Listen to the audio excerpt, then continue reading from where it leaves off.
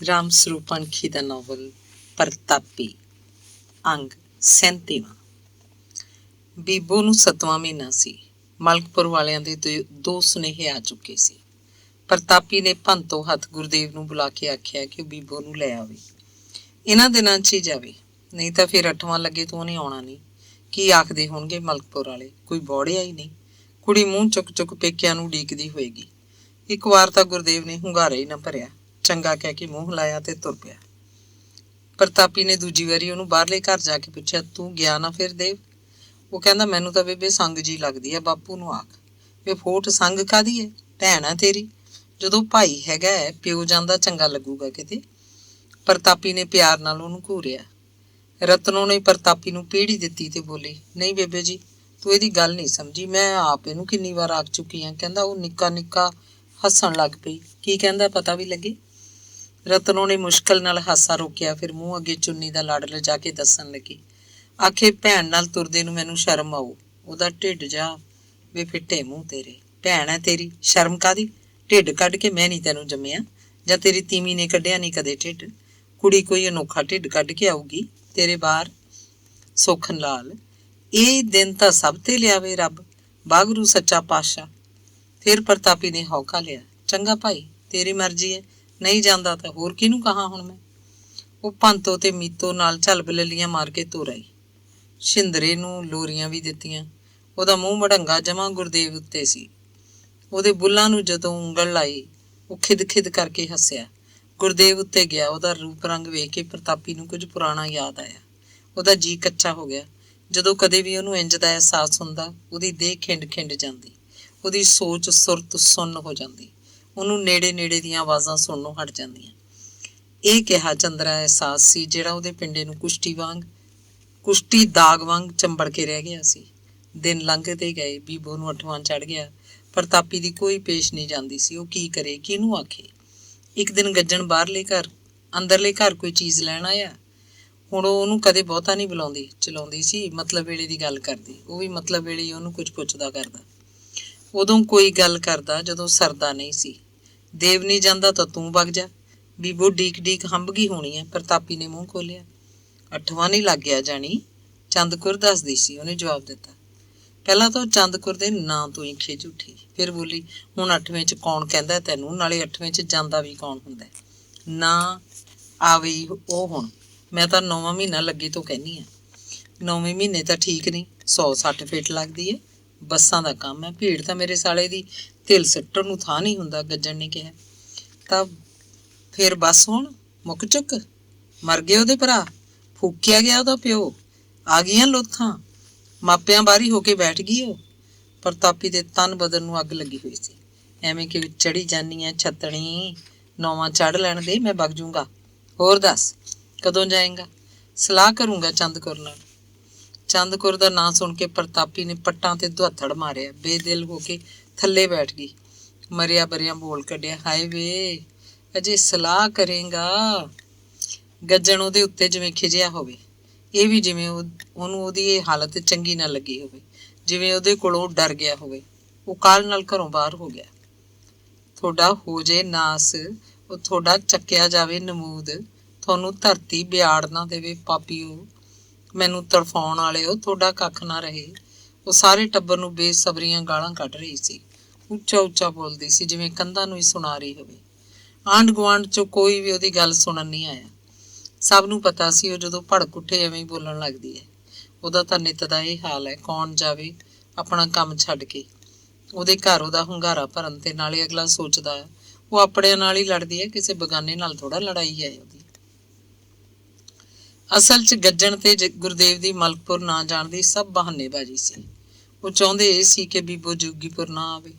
ਪ੍ਰਤਾਪੀ ਦੇ ਹੱਥ ਪੱਲੇ ਤਾਂ ਕੁਝ ਹੈ ਨਹੀਂ। ਬੀਬੋ ਦਾ ਸਾਰਾ ਉਹਨਾਂ ਨੂੰ ਹੀ ਕਰਨਾ ਪਏਗਾ। ਇਹ ਸਾਰੀ ਵਿਉਂਤ ਚੰਦਕੁਰ ਦੀ ਸੀ। ਉਸੇ ਨੇ ਉਹਨਾਂ ਨੂੰ ਭਿੱਤੀ ਪੜ੍ਹਾਈ। ਇਹ ਜਾਣ ਬੁੱਝ ਕੇ ਟਾਲ ਮਟੋਲ ਕਰ ਰਹੀ ਸੀ। ਰਤਨੋ ਪਿਓ ਪੁੱਤ ਸਾਹਮਣੇ ਹੀ ਲਾਚਾਰ ਸੀ। ਉਹਦੀ ਕੋਈ ਖਾਸ ਭੁਗਦੀ ਨਹੀਂ ਸੀ। ਘਰ ਮਰੇਲਣ ਤਾਂ ਚੰਦਕੁਰ ਸੀ। ਰਤਨੋ ਦਾ ਆਪਣੀ ਸਖੀ ਸੱਸ ਪ੍ਰਤਾਪੀ ਲਈ ਅੰਦਰਲਾ ਮੱਚਦਾ, ਪਰ ਉਹ ਕੁਝ ਨਾ ਕਰ ਸਕਦੀ। ਉਹਦੇ ਬੋਲ ਤਾਂ ਅੱਧ ਵਿਚਕਾਰੇ ਦੱਬੇ ਮਰੁੰਡੇ ਜਾਂਦੇ। ਗੱਜਣ ਤੇ ਗੁਰਦੇਵ ਗੱਲਾਂ ਗੱਲਾਂ 'ਚ ਦਿਨ ਟਪਾਉਂਦੇ ਜਾ ਰਹੇ ਸੀ। ਗੱਜਣ ਆਖਦਾ, ਵਿਆਹ ਤੀ ਵਰਤੀ, ਜਿੰਨੀ ਪਹੁੰਚ ਸੀ ਬਥੇਰਾ ਦਿੱਤਾ। ਹੁਣ ਆਪਦੀ ਕਿਸਮਤ ਭੋਗੇ, ਆਪਦਾ ਵੇਲਾ ਆਪ ਕੱਟੇ। ਉਹਨਾਂ ਦੀ ਨਿਉ ਜੜ ਹੈ, ਉਹੀ ਜਾਪਾ ਕਰਾਉਣ ਨਾ ਕਰਾਉਣ, ਸਾਨੂੰ ਕੀ ਬਈ। ਦਿਨ ਲੰਘਦੇ ਗਏ। ਬੀਬੋ ਨੂੰ ਨੌਵਾਂ ਚੜ੍ਹਨ ਤੋਂ ਪਹਿਲਾਂ ਹੀ ਪ੍ਰਤਾਪੀ ਨੇ ਮਲਕਪੁਰ ਨੂੰ ਸੁਨੇਹਾ ਭੇਜਤਾ ਕਿ ਉਹ ਆਪ ਆਏਗੀ ਤੇ ਬੀਬੋ ਨੂੰ ਲੈ ਜਾਏਗੀ। ਗੱਜਣ, ਗੁਰਦੇਵ ਤੇ ਚੰਦਕੁਰ ਸੰਬੰਧੀ ਜਿਹੜੀ ਖਿਜ ਪ੍ਰਤਾਪੀ ਦੇ ਮਨ ਅੰਦਰ ਪਾਣੀ ਦੀ ਹਰੀ ਜਿਲਬ ਵਾਂਗ ਜੰਮ ਕੇ ਬਹਿ ਗਈ ਸੀ, ਉਹ ਹੌਲੀ ਹੌਲੀ ਖੁਰਨ ਲੱਗੀ। ਉਹ ਮਲਕਪੁਰ ਜਾਣ ਦੇ ਸੁਪਨੇ ਬੁਣਦੀ। ਕੋਈ ਨਕਸ਼ੇ ਜਿਹੇ ਉਹਦੇ ਮਨ ਅੰਦਰ ਬਣਦੇ ਤੇ ਮਿਟ ਜਾਂਦੇ। ਇੱਕ ਨਕਸ਼ਾ ਉਹਦੀ ਹਿੱਕ ਉੱਤੇ ਬਈਏ ਦਾ ਆਲਣਾ ਪਾ ਕੇ ਬੈਠ ਗਿਆ। ਬੀਬੋ ਨੂੰ ਲਿਆਉਣ ਬਹਾਨੇ ਉਹ ਮਲਕਪੁਰੀ ਤੀਰਥ ਕਰ ਆਏਗੀ। ਮਲਕਪੁਰ ਦੀ ਧਰਤੀ ਉੱਤੇ ਜਿਉਣਾ ਰਹਿੰਦਾ ਹੈ। ਰੱਜ ਨਾਲ ਗੱਲਾਂ ਕੀਤੀਆਂ, ਮਨੋਂ ਨਾ ਲੱਥੜਾ ਚਾ। ਬੀਬੋ ਦੇ ਵਿਆਹ ਵੇਲੇ ਜਦੋਂ ਜਿਉਣੇ ਨੂੰ ਅੰਦਰਲੇ ਘਰ ਸੱਦ ਲਿਆਈ ਸੀ ਤੇ ਉਹਨਾਂ ਨੇ ਬੈਠਕ 'ਚ ਕਿੰਨੀਆਂ ਸਾਰੀਆਂ ਗੱਲਾਂ ਕੀਤੀਆਂ। ਹੁਣ ਉਹਨੂੰ ਯਾਦ ਨਹੀਂ ਉਹ ਕੀ ਗੱਲਾਂ ਸੀ। ਜੋ ਵੀ ਸਨ ਉਹਨੂੰ ਰੱਜ ਨਹੀਂ ਆਇਆ ਸੀ, ਜਿਵੇਂ ਉਹ ਤਾਂ ਕੋਈ ਵੀ ਗੱਲ ਨਹੀਂ ਕਰ ਸਕੇ ਸੀ। ਹੁਣ ਉਹਨੂੰ ਭੋਰਾ ਵੀ ਯਾਦ ਨਹੀਂ ਰਹਿ ਗਿਆ ਸੀ ਕਿ ਗੱਲਾਂ ਕਿੱਥੋਂ ਸ਼ੁਰੂ ਹੋਈਆਂ, ਕਿੱਥੇ ਜਾ ਕੇ ਮੁੱਕੀਆਂ ਕਿੱਥੇ। ਉਹ ਤਾਂ ਸ਼ੁਰੂ ਵੀ ਨਹੀਂ ਹੋਈਆਂ ਸੀ ਕਿ ਜਿਉਣੇ ਨੂੰ ਦੁਪਹਿਰ ਦੀ ਰੋਟੀ ਦਾ ਸੱਦਾ ਆ ਗਿਆ। ਸੱਦਾ ਦੇਣ ਆਏ ਬੰਦੇ ਨੇ ਜਿਵੇਂ ਉਹਨਾਂ ਦੇ ਮੂੰਹ ਤੇ ਜਿੰਦਰੇ ਲਾਤੇ ਹੋਣ। ਗੱਲ ਉੱਥੇ ਦੀ ਉੱਥੇ ਰਹਿ ਗਈ। ਇੰਨੀਆਂ ਸਾਰੀਆਂ ਗੱਲਾਂ ਕਰਕੇ ਗੱਲ ਤਾਂ ਕੋਈ ਵੀ ਨਹੀਂ ਹੋਈ। ਹੁਣ ਉਹ ਬੀਬੋ ਨੂੰ ਲੈਣ ਜਾਏਗੀ ਤਾਂ ਇਸ ਬਹਾਨੇ ਜਿਉਣੇ ਨਾਲ ਢੇਰ ਸਾਰੀਆਂ ਗੱਲਾਂ ਕਰ ਸਕੇਗੀ। ਇੱਕ ਵਾਰ ਤਾਂ ਮਨ ਦੀਆਂ ਝੰਝਾਂ ਲਾ ਲਏਗੀ। ਕੀ ਪਤਾ ਹੁੰਦਾ ਸਾਸਾਂ ਗਰਾਸਾਂ ਦਾ, ਮੁੜ ਕੇ ਫਿਰ ਪਤਾ ਨਹੀਂ ਕਦੋਂ ਮਿਲਿਆ ਜਾਊਗਾ। ਹੁਣ ਉਹਨੂੰ ਕਿਹਦਾ ਡਰ ਹੋਏਗਾ। ਉਹ ਕਿਹੜਾ ਮਹਿਲਾਂ ਹੈ, ਉਹ ਤਾਂ ਮਲਕਪੁਰ ਹੈ। ਉੱਥੇ ਤਾਂ ਉਹ ਕੁੜਮਣੀ ਹੋਣਗੇ। ਕੁੜਮਣੀ ਨੂੰ ਤਾਂ ਹੱਕ ਹੁੰਦਾ ਜਿੰਨੀਆਂ ਮਰਜ਼ੀ ਗੱਲਾਂ ਕਰੀ ਜਾਣ, ਜਿੰਨਾ ਚਿਰ ਮਰਜ਼ੀ ਬੈਠੇ ਰਹਿਣ। ਬਾਹਰਲੇ ਘਰ ਦੱਸੇ ਬਗੈਰ ਇੱਕ ਦਿਨ ਉਹ ਮਲਕਪੁਰ ਨੂੰ ਚੱਲ ਪਈ। ਬਾਹਰਲੇ ਘਰ ਵਾਲੇ ਤਾਂ ਨਿਸ਼ਚਾ ਕਰਕੇ ਬੈਠੇ ਸੀ ਕਿ ਹੁਣ ਉਹ ਮਲਕਪੁਰ ਜਾ ਕੇ ਬੀਬੋ ਨੂੰ ਲਿਆਉਣ ਦੀ ਗੱਲ ਕਦੇ ਨਹੀਂ ਛੇੜੇਗੀ। 9ਵਾਂ ਮਹੀਨਾ ਚੜ੍ਹ ਗਿਆ ਹੈ, ਹੌਲੀ ਹੌਲੀ ਮਹੀਨਾ ਵੀ ਨਿਕਲ ਜਾਊਗਾ। ਇੱਥੋਂ ਦਾ ਕੋਈ ਉੱਥੇ ਨਹੀਂ ਜਾਏਗਾ ਤੇ ਉਹ ਆਪ ਹੀ ਬੀਬੋ ਦਾ ਜਾਪਾ ਕਰਵਾਉਣਗੇ। ਉਹਨਾਂ ਦੀ ਨੂੰਹ ਹੈ, ਉਹਨਾਂ ਦੀ ਨਿਉ ਜੜ। ਗੱਜਣ ਤੇ ਗੁਰਦੇਵ ਚੁੱਪ ਰਹਿੰਦੇ। ਉਹਨਾਂ ਨੂੰ ਕੀ ਪਤਾ ਸੀ ਕਿ ਪ੍ਰਤਾਪੀ ਕਿਸੇ ਦਿਨ ਉੱਠ ਕੇ ਆਪ ਹੀ ਤੁਰ ਪਊਗੀ। ਅੰਦਰਲੀਆਂ ਸਵਾਤਾਂ ਤੇ ਬੈਠਕ ਨੂੰ ਤੇ ਬਾਰ ਨੂੰ ਜੰਦੇ ਕੁੰਡੇ ਲੱਗੇ ਹੋਏ ਸੀ। ਦਰਵਾਜ਼ੇ ਦਾ ਬੀਹੀ ਵਾਲਾ ਬਾਰ ਖੁੱਲ੍ਹਾ ਸੀ, ਪਰ ਕੁੰਡਾ ਲੱਗਿਆ ਹੋਇਆ। ਗੱਜਣ ਅੰਦਰਲੇ ਘਰ ਆਇਆ ਤਾਂ ਜਿੰਦੇ ਕੁੰਡੇ ਲੱਗੇ ਦੇਖ ਕੇ ਹੈਰਾਨ ਰਹਿ ਗਿਆ। ਉਹ ਕਿਸੇ ਆਂਢ ਗੁਆਂਢ ਨੂੰ ਵੀ ਨਹੀਂ ਸੀ ਦੱਸ ਕੇ ਗਈ। ਗੱਜਣ ਨੇ ਕਿਸੇ ਨੂੰ ਪੁੱਛਿਆ ਵੀ ਨਹੀਂ। ਲੇਪਣ ਲਾਇਆ ਕਿ ਉਹ ਜਾਂ ਤਾਂ ਮਹਿਲਾਂ ਨੂੰ ਤੁਰ ਗਈ ਹੈ ਜਾਂ ਫਿਰ ਮਲਕਪੁਰ ਨੂੰ। ਗੱਜਣ ਖਿਜਿਆ। ਮਲਕਪੁਰ ਨੂੰ ਗਈ ਹੈ ਤਾਂ ਉਹਨੇ ਮਾੜਾ ਕੰਮ ਕੀਤਾ। ਕੀ ਆਖਣਗੇ, ਭਰਾ ਆ ਜਾਂਦਾ, ਪਿਓ ਆ ਜਾਂਦਾ, ਮਾਂ ਕਿਉਂ ਆਈ। ਉਹ ਚਿੱਤ 'ਚ ਹੀ ਪ੍ਰਤਾਪੀ ਨੂੰ ਗਾਲਾਂ ਕੱਢਣ ਲੱਗਿਆ। ਕੰਜਰ ਦੀ ਕੁੱਤੀ ਜਾਤ ਬਦਨਾਮੀ ਨੂੰ ਥਾਂ ਕਰਕੇ ਆਊਗੀ। ਉਹ ਸੋਚਦਾ ਜੇ ਬੀਬੋ ਨੂੰ ਲਿਆਉਣਾ ਹੀ ਸੀ ਤਾਂ ਗੁਰਦੇਵ ਚਲਿਆ ਜਾਂਦਾ ਜਾਂ ਉਹ ਆਪ ਜਾਂਦਾ। ਫਿਰ ਜੇ ਉਹਨੂੰ ਲਿਆਉਣਾ ਹੀ ਸੀ ਤਾਂ 7ਵੇਂ ਮਹੀਨੇ ਲੈ ਕੇ ਆਉਂਦੇ। 9ਵਾਂ ਤਾਂ ਖਤਰੇ ਵਾਲੀ ਗੱਲ ਹੈ। ਉਹ ਆਪਣੀ ਲੇਪਣ ਨੂੰ ਰੱਦ ਕਰਦਾ। ਉਹ ਮਲਕਪੁਰ ਨਹੀਂ ਗਈ ਹੋਏਗੀ, ਮਹਿਲਾਂ ਬੇਸ਼ੱਕ ਗਈ ਹੋਵੇ, ਸਾਧ ਕੋਲ ਦੁੱਖ ਰੋਣ ਗਈ ਆ ਆਪਣਾ। ਉਹ ਡਰਿਆ ਵੀ ਕਿਤੇ ਸਾਲਾ ਸਾਧ ਨਾ ਕੁੜੀ ਨੂੰ ਲਿਆ ਕੇ ਬਿਠਾ ਦੇ ਇੱਥੇ। ਬਾਹਰਲੇ ਘਰ ਜਾ ਕੇ ਉਹਨੇ ਚੰਦਕੁਰ ਕੋਲ ਗੱਲ ਕੀਤੀ। ਐਵੇਂ ਕੰਮਕੱਲੀ ਕੀਤੀ ਆਪਾਂ। ਬੀਬੋ ਨੂੰ ਹੀ ਲਿਆਉਂਦੇ ਤਾਂ ਚੰਗਾ ਸੀ। ਬਦਨਾਮੀ ਵਾਲੀ ਗੱਲ ਹੈ। ਪਹਿਲਾ ਜਾਪਾ ਤਾਂ ਪੇਕਿਆਂ ਦਾ ਹੱਕ ਹੈ। ਮੈਨੂੰ ਲੱਗਦਾ ਹੁਣ ਉਹ ਕੁੱਤੀ ਜਾਤ ਕੰਜਰ ਦੀ ਪ੍ਰਤਾਪੀ ਆਪ ਤੁਰ ਗਈ ਮਲਕਪੁਰ ਨੂੰ। ਨਹੀਂ, ਉੱਥੇ ਨਹੀਂ ਗਈ ਹੋਣੀ, ਕਿਧਰੇ ਨਹੀਂ ਗਈ ਹੋ। ਪਿੰਡ 'ਚ ਹੀ ਕਿਸੇ ਦੇ ਘਰ ਬੈਠੀ ਹੈ ਚੰਦਕੁਰ ਦਾ ਜਿਵੇਂ ਪੱਕਾ ਯਕੀਨ ਹੋਵੇ। ਲੈ ਵਾਹ ਨਹੀਂ ਤੇਰੇ, ਸਬਾਤਾਂ ਨੂੰ ਜੰਦੇ ਲੱਗੇ ਪਏ ਆ, ਬੈਠਕ ਨੂੰ ਵੀ ਜੰਦਾ। ਇਉਂ ਤਾਂ ਕਦੇ ਕੀਤਾ ਨਹੀਂ ਉਹਨੇ। ਪਿੰਡ 'ਚ ਜਾਂਦੀ ਚਪੱਟ ਬਾਰ ਖੁੱਲ੍ਹੇ ਛੱਡ ਜਾਂਦੀ। ਪਿੰਡ 'ਚ ਨਹੀਂ, ਉਹ ਜਾਂ ਤਾਂ ਮਹਿਲਾਂ ਨੂੰ ਤੁਰ ਗਈ, ਫਿਰ ਪੱਕੀ ਗੱਲ ਆ ਮਲਕਪੁਰ ਗਈ ਹੈ। ਗੱਜਣ ਚੱਬ ਕੇ ਬੋਲ ਰਿਹਾ ਸੀ। ਤਾਂ ਫਿਰ ਮਹਿਲਾਂ ਨੂੰ ਗਈ। ਮਲਕਪੁਰ ਜਾਣ ਦਾ ਉਹਦਾ ਕੀ ਕੰਮ। ਚੰਦਕੁਰ ਦੇ ਖਾਨੇ ਗੱਲ ਵੜਦੀ ਨਹੀਂ ਸੀ। ਉਹ ਆਥਣੇ ਵਜੇ ਫੇਰ ਗੇੜਾ ਮਾਰ ਕੇ ਗਿਆ। ਉਹਦੇ ਚਿੱਤ ਨੂੰ ਅੱਛ ਵੀ ਲੱਗੀ ਹੋਈ ਸੀ, ਪਰ ਉਹ ਹਾਲੇ ਤੱਕ ਕਿੱਧਰੋਂ ਨਹੀਂ ਆਈ ਸੀ। ਆਂਢ ਗੁਆਂਢ 'ਚ ਜਾ ਕੇ ਪੁੱਛਣ ਨੂੰ ਉਹ ਚੰਗਾ ਨਹੀਂ ਸਮਝਦਾ ਸੀ। ਕੀ ਕਹੇਗਾ ਕੋਈ। ਆਖਣਗੇ ਜਦੋਂ ਤੁਹਾਨੂੰ ਘਰਦਿਆਂ ਨੂੰ ਪਤਾ ਨਹੀਂ, ਸਾਨੂੰ ਕੀ ਸੁਪਨਾ ਆਉਂਦਾ ਉਹਦਾ। ਦਰਵਾਜ਼ੇ ਦਾ ਬਾਰ ਅੜਾ ਕੇ ਉਹ ਘਰ ਮੂਹਰੇ ਖੜ ਗਿਆ। ਆਪਣੇ ਜਾਣੇ ਚਲਾਕੀ ਵਰਤ ਰਿਹਾ ਸੀ। ਗੁਆਂਢ ਦਾ ਕੋਈ ਬੰਦਾ ਜਾਂ ਤੀਵੀਂ ਬੀਹੀ 'ਚ ਲੰਘਦਿਆਂ ਉਹਨੂੰ ਪ੍ਰਤਾਪੀ ਬਾਰੇ ਕੁਝ ਪੁੱਛੇਗਾ ਜਾਂ ਦੱਸੇਗਾ, ਕੋਈ ਗੱਲ ਤਾਂ ਕਰੇਗਾ ਤੇ ਫਿਰ ਆਪੇ ਪ੍ਰਤਾਪੀ ਦਾ ਭੇਦ ਖੁੱਲ੍ਹ ਜਾਏਗਾ ਕਿ ਉਹ ਕਿੱਥੇ ਗਈ ਹੈ। ਕੋਈ ਕੁਝ ਤਾਂ ਦੱਸੇਗਾ। ਬੀਹੀ 'ਚ ਕੋਈ ਆਇਆ ਹੀ ਨਹੀਂ। ਆਥਣ ਦਾ ਵੇਲਾ ਸੀ। ਤੀਵੀਆਂ ਆਪਣੇ ਕੰਮਾਂ ਧੰਦਾਂ 'ਚ ਪੈ ਗਈਆਂ। ਬੰਦੇ ਬਾਹਰੋਂ ਨਹੀਂ ਆਏ ਹੋਣਗੇ। ਜਵਾਕ ਜ਼ਰੂਰ ਨੱਚਦੇ ਟੱਪਦੇ ਫਿਰਦੇ ਸੀ। ਬੁੱਸਿਆ ਮੂੰਹ ਲੈ ਕੇ ਉਹ ਬਾਹਰਲੇ ਘਰ ਨੂੰ ਤੁਰ ਪਿਆ। ਹੁਣ ਉਹ ਆਪਣਾ ਮਨ ਟਿਕਾ ਰਿਹਾ ਸੀ। ਉਹ ਮਲਕਪੁਰ ਨੂੰ ਨਹੀਂ ਗਈ। ਤਾਂ ਵੀ ਠੀਕ, ਜੇ ਗਈ ਤਾਂ ਵੀ ਠੀਕ, ਤੇ ਮਲਕਪੁਰ ਨੂੰ ਹੀ ਗਈ ਤਾਂ ਇਹਦੇ 'ਚ ਕੀ ਬੁਰਾ ਹੈ? ਬੰਦਿਆਂ ਦੇ ਕੰਮਾਂ ਕਾਰਾਂ 'ਚ ਕਈ ਵਾਰ ਘਰੋਂ ਨਹੀਂ ਨਿਕਲਿਆ ਜਾਂਦਾ। ਉਹ ਕਿਹੜਾ ਕੋਈ ਬਗਾਨੀ ਹੈ, ਮਾਂ ਹੈ। ਉਹ ਬੀਬੋ ਨੂੰ ਲੈ ਆਊਗੀ, ਠੀਕ ਹੈ। ਫਿਰ ਉਹਨੂੰ ਕੁੜੀ ਦੇ ਸਹੁਰੇ ਜਾਣ ਦਾ ਮਿਹਣਾ ਤਾਂ ਨਹੀਂ ਕੋਈ। ਸਾਰੀਆਂ ਬੁੜੀਆਂ ਜਾਂਦੀਆਂ ਨੇ ਧੀਆਂ ਦੇ ਘਰ, ਜਿਨ੍ਹਾਂ ਦਾ ਕੋਈ ਹੋਰ ਨਹੀਂ ਹੁੰਦਾ ਉਹ ਵੀ ਤਾਂ ਆਪ ਹੀ ਜਾਂਦੀਆਂ। ਧੀਆਂ ਦੀ ਸੁੱਖ ਸਾਂਦ ਨੂੰ, ਦੁੱਖ ਸੁੱਖ ਨੂੰ ਕਈ ਬੁੜੀਆਂ ਤਾਂ ਧੀ ਦੇ ਘਰ ਜਾ ਕੇ ਹੀ ਮਰਦੀਆਂ। ਪ੍ਰਤਾਪੀ ਨੂੰ ਮਲਕਪੁਰ ਜਾਣ ਦਾ ਕੋਈ ਮਿਹਣਾ ਨਹੀਂ। ਅੰਗ 38ਵਾਂ। ਪ੍ਰਤਾਪੀ ਮਲਕਪੁਰ ਪਹੁੰਚੀ ਤਾਂ ਘਰ 'ਚ ਸੁੰਨ ਸਰਾਂ ਸੀ, ਬੰਦਾ ਕੋਈ ਨਹੀਂ ਸੀ। ਬੀਬੋ ਇੱਕ ਨਿੱਕੀ ਮੰਜੀ ਉੱਤੇ ਪਈ ਸੀ। ਇੱਕ ਲੱਤ ਨਸਾਲੀ ਹੋਈ, ਦੂਜੀ ਲੱਤ ਦਾ ਗੋਡਾ ਖੜਾ ਸੀ। ਨਸਾਲੀ ਹੋਈ ਲੱਤ ਦਾ ਪੈਰ ਦੌਣ ਵਾਲੇ ਸਿਰਵੇ ਤੋਂ ਗਾਂਹ ਲੰਘ ਕੇ ਨੰਗਾ ਹੋਇਆ ਦਿਸ ਰਿਹਾ ਸੀ। ਉਹਨੇ ਆਪਣੇ ਢਿੱਡ ਤੇ ਮੂੰਹ ਉੱਤੇ ਮੈਲੀ ਘਸਮੈਲੀ ਚੁੰਨੀ ਲੈ ਰੱਖੀ ਸੀ। ਸਿਰਵੇ ਤੋਂ ਬਾਹਰ ਨਿਕਲੇ ਪੈਰ ਦੀ ਉਹਨੇ ਪਛਾਣ ਕਰੀ, ਇਹ ਤਾਂ ਬੀਬੋ ਦਾ ਪੈਰ ਹੈ।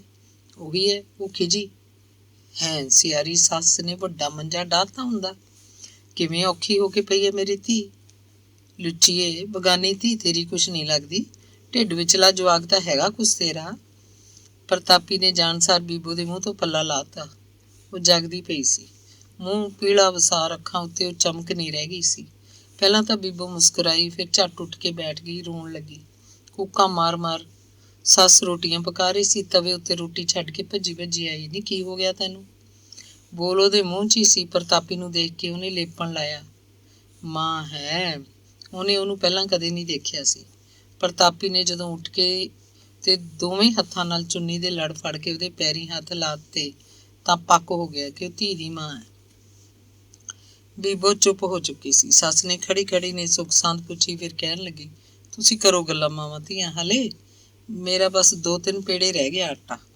ਨਿੰਦਰ ਆਉਣ ਵਾਲਾ, ਉਹੀ ਲੈ ਕੇ ਜਾਊ ਖੇਤ। ਰੋਟੀ ਕਣਕ ਗੁੱਡਦੇ ਨੇ ਅੱਜ। ਕੜੀ ਬਣਾ ਕੇ ਰੱਖੀ ਪਈ ਸੀ। ਉਹਨੇ ਟੋਕਰੇ ਵਿੱਚ ਵਿਚਾਲੇ ਲੱਸੀ ਦਾ ਵੱਡਾ ਤਪਲਾ ਰੱਖਿਆ, ਉੱਤੇ ਕੜੀ ਦਾ ਛੰਨਾ ਰੱਖਤਾ। ਇੱਕ ਪਾਸੇ ਰੋਟੀਆਂ ਬੰਨ੍ਹ ਕੇ ਰੱਖਤੀਆਂ, ਦੂਜੇ ਪਾਸੇ ਭਾਂਡੇ, ਕੌਲੀਆਂ ਤੇ ਗਲਾਸ, ਹਰੇ ਗੰਢੇ ਤੇ ਅਚਾਰ ਵੀ। ਨਰਿੰਦਰ ਕਾਹਲ ਨਾਲ ਘਰ ਵੜਿਆ। ਵਿਹੜੇ 'ਚ ਹੀ ਉੱਚਾ ਬੋਲਿਆ, ਪਕਾ ਲਈ ਬੇਬੇ ਰੋਟੀ। ਪਰ ਬੀਬੋ ਕੋਲ ਉਹਦੀ ਮਾਂ ਬੈਠੀ ਦੇਖ ਕੇ ਢਾਲਾ ਪੈ ਗਿਆ। ਚਿਹਰੇ ਤੇ ਹਲੀਮੀ ਦੇ ਭਾਵ ਉੱਭਰ ਆਏ। ਉਹ ਪਹਿਲਾਂ ਕੋਲ ਗਿਆ, ਨੀਵਾਂ ਹੋ ਕੇ ਹੱਥ ਜੋੜੇ। ਪ੍ਰਤਾਪੀ ਨੇ ਦੋਵੇਂ ਹੱਥਾਂ ਨਾਲ ਨਰਿੰਦਰ ਦਾ ਸਿਰ ਪਲੋਸਿਆ ਤੇ ਪੁੱਛਿਆ, ਰਾਜੀ ਬਾਜੀ ਐ ਸਾਊ? ਨਰਿੰਦਰ ਮੁਰਗੀ ਖਾਨਾ ਛੱਡ ਕੇ ਆਇਆ ਸੀ। ਦੋਵੇਂ ਛੋਟੇ ਮੁੰਡੇ ਸੀਰੀ ਤੇ ਜਿਉਣਾ ਆਪ ਕਣਕ ਗੁੱਡ ਰਹੇ ਸੀ। ਰੋਟੀ ਦੀ ਡਿਊਟੀ ਉਹ ਨਰਿੰਦਰ ਦੀ ਲਾ ਗਏ। ਬੀਬੋ ਹੌਲੀ ਮੰਜੇ ਤੋਂ ਉੱਠੀ, ਸੱਸ ਨੂੰ ਜਾ ਕੇ ਕਿਹਾ, ਪਹਿਲਾਂ ਚਾਹ ਧਰ ਲੈ ਬੇਬੇ ਜੀ, ਰੋਟੀ ਮਾਂ ਫੇਰ ਖਾ ਲੂਗੀ ਠਹਿਰ ਕੇ। ਰੋਟੀ ਦਾ ਟੋਕਰਾ ਲੈ ਕੇ ਨਰਿੰਦਰ ਕਦੋਂ ਦਾ ਉੱਠ ਗਿਆ ਸੀ। ਮਾਂ ਧੀ ਚਾਹ ਦੇ ਗਲਾਸ ਫੜ ਕੇ ਬੈਠ ਗਈਆਂ। ਪ੍ਰੀਤਮ ਕੌਰ ਚੁੱਲ੍ਹੇ ਚੌਂਕੇ ਤੇ ਹੋਰ ਨਿੱਕੇ ਮੋਟੇ ਕੰਮ ਨਿਬੇੜਨ ਲੱਗੀ।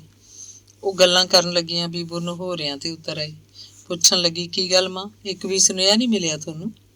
ਸੁਨੇਹੇ ਤਾਂ ਭਾਈ ਸਾਰੇ ਪਹੁੰਚਦੇ ਰਹੇ ਨੇ, ਹੁਣ ਕੀ ਦੱਸਾਂ ਤੈਨੂੰ। ਪ੍ਰਤਾਪੀ ਉਦਾਸ ਚਿੱਤ ਬੋਲ ਰਹੀ ਸੀ। ਫਿਰ ਹੁਣ ਕਾਹਨੂੰ ਆਉਣਾ ਸੀ? ਮਰੀ ਤੋਂ ਆ ਜਾਂਦੀ। ਹਾਏ ਹਾਏ ਨੀ ਚੰਦਰੀਏ, ਬੋਲ ਕਬੋਲ ਕਾਹਨੂੰ ਕਰਦੀ ਆ? ਸੁੱਖ ਨਾਲ ਰਾਜੀ ਬਾਜੀ ਜਾਪੇ 'ਚੋਂ ਨਿਕਲੇ। ਮਰਨ ਤੇਰੇ ਦੁਸ਼ਮਣ, ਤੂੰ ਕਿਉਂ ਮਰੇ? ਦੁਸ਼ਮਣ ਤਾਂ ਮਾਪੇ ਹੋ ਗਏ ਮਾਂ ਮੇਰੀਏ। ਇੱਥੇ ਜਿਹੜੀਆਂ ਨਿੱਤ ਆਰਾਂ ਲੱਗਦੀਆਂ ਨੇ ਮੈਨੂੰ, ਉਹਨਾਂ ਦਾ ਪਤਾ ਤੁਹਾਨੂੰ ਕੁਛ? ਸਾਰਾ ਜੱਗ ਜਹਾਨ 7ਵੇਂ ਮਹੀਨੇ ਲੈ ਜਾਂਦਾ, ਤੇ ਤੂੰ ਹੁਣ 9ਵੇਂ ਨੂੰ ਆ ਖੜੀ। ਨਾ ਆਉਂਦੀ ਹੁਣ ਵੀ। ਮੈਂ ਤਾਂ ਹਾਨੀਸਾਰ ਨੂੰ ਆਈ ਹਾਂ ਪੁੱਤ, ਹੁਣ ਕੀ ਦੱਸਾਂ ਤੈਨੂੰ। ਤੇਰੀ ਸੱਸ ਨੇੜੇ ਫਿਰਦੀ ਐ, ਸੁਣ ਲੂਗੀ। ਪ੍ਰਤਾਪੀ ਘਗਿਆ ਕੇ ਨੀਵਾਂ ਬੋਲ ਕੱਢ ਰਹੀ ਸੀ। ਸੱਸ ਨੂੰ ਕੀ ਪਤਾ ਨਹੀਂ ਤੁਹਾਡੀਆਂ ਕਰਤੂਤਾਂ ਦਾ, ਇਹਨੂੰ ਸਭ ਇਲਮ ਹੈ। ਮੈਂ ਤਾਂ ਇਕੱਲੀ ਰਹਿ ਗਈ, ਸਾਰਾ ਟੱਬਰ ਇੱਕ ਪਾਸੇ। ਜਦੋਂ ਹੁੰਗਾਰਾ ਹੀ ਨਾ ਭਰਿਆ ਕਿਸੇ ਨੇ, ਆਖਰ ਨੂੰ ਆ ਗਈ ਮੈਂ। ਉੱਥੇ ਚੱਲ ਕੇ ਦੱਸੂ ਤੈਨੂੰ, ਇੱਥੇ ਕਿਸੇ ਨੂੰ ਕੀ ਸੁਣਾਈਏ ਹੁਣ। ਬਸ ਚੁੱਪ ਕਰ ਜਾ, ਆਪਦੀ ਤਿਆਰੀ ਬਿਆਰੀ ਕਰ ਲੈ। ਹੁਣੇ ਤੁਰਨਾ, ਹੁਣੇ ਤੁਰ ਚੱਲਦੀਆਂ। ਤੜਕੇ ਕਹੇ ਤੜਕੇ ਉੱਠ ਜਾਣਗੀਆਂ। ਹੁਣੇ ਤੁਰਨ ਦੀ ਗੱਲ ਕਹਿਣ ਨੂੰ ਤਾਂ ਪ੍ਰਤਾਪੀ ਕਹਿ ਗਈ, ਪਰ ਉਹਦਾ ਕਿੱਥੇ ਜੀਅ ਕਰਦਾ ਸੀ ਕਿ ਜਿਉਣੇ ਨੂੰ ਮਿਲੇ ਬਗੈਰ ਹੀ ਵਗ ਜੇ।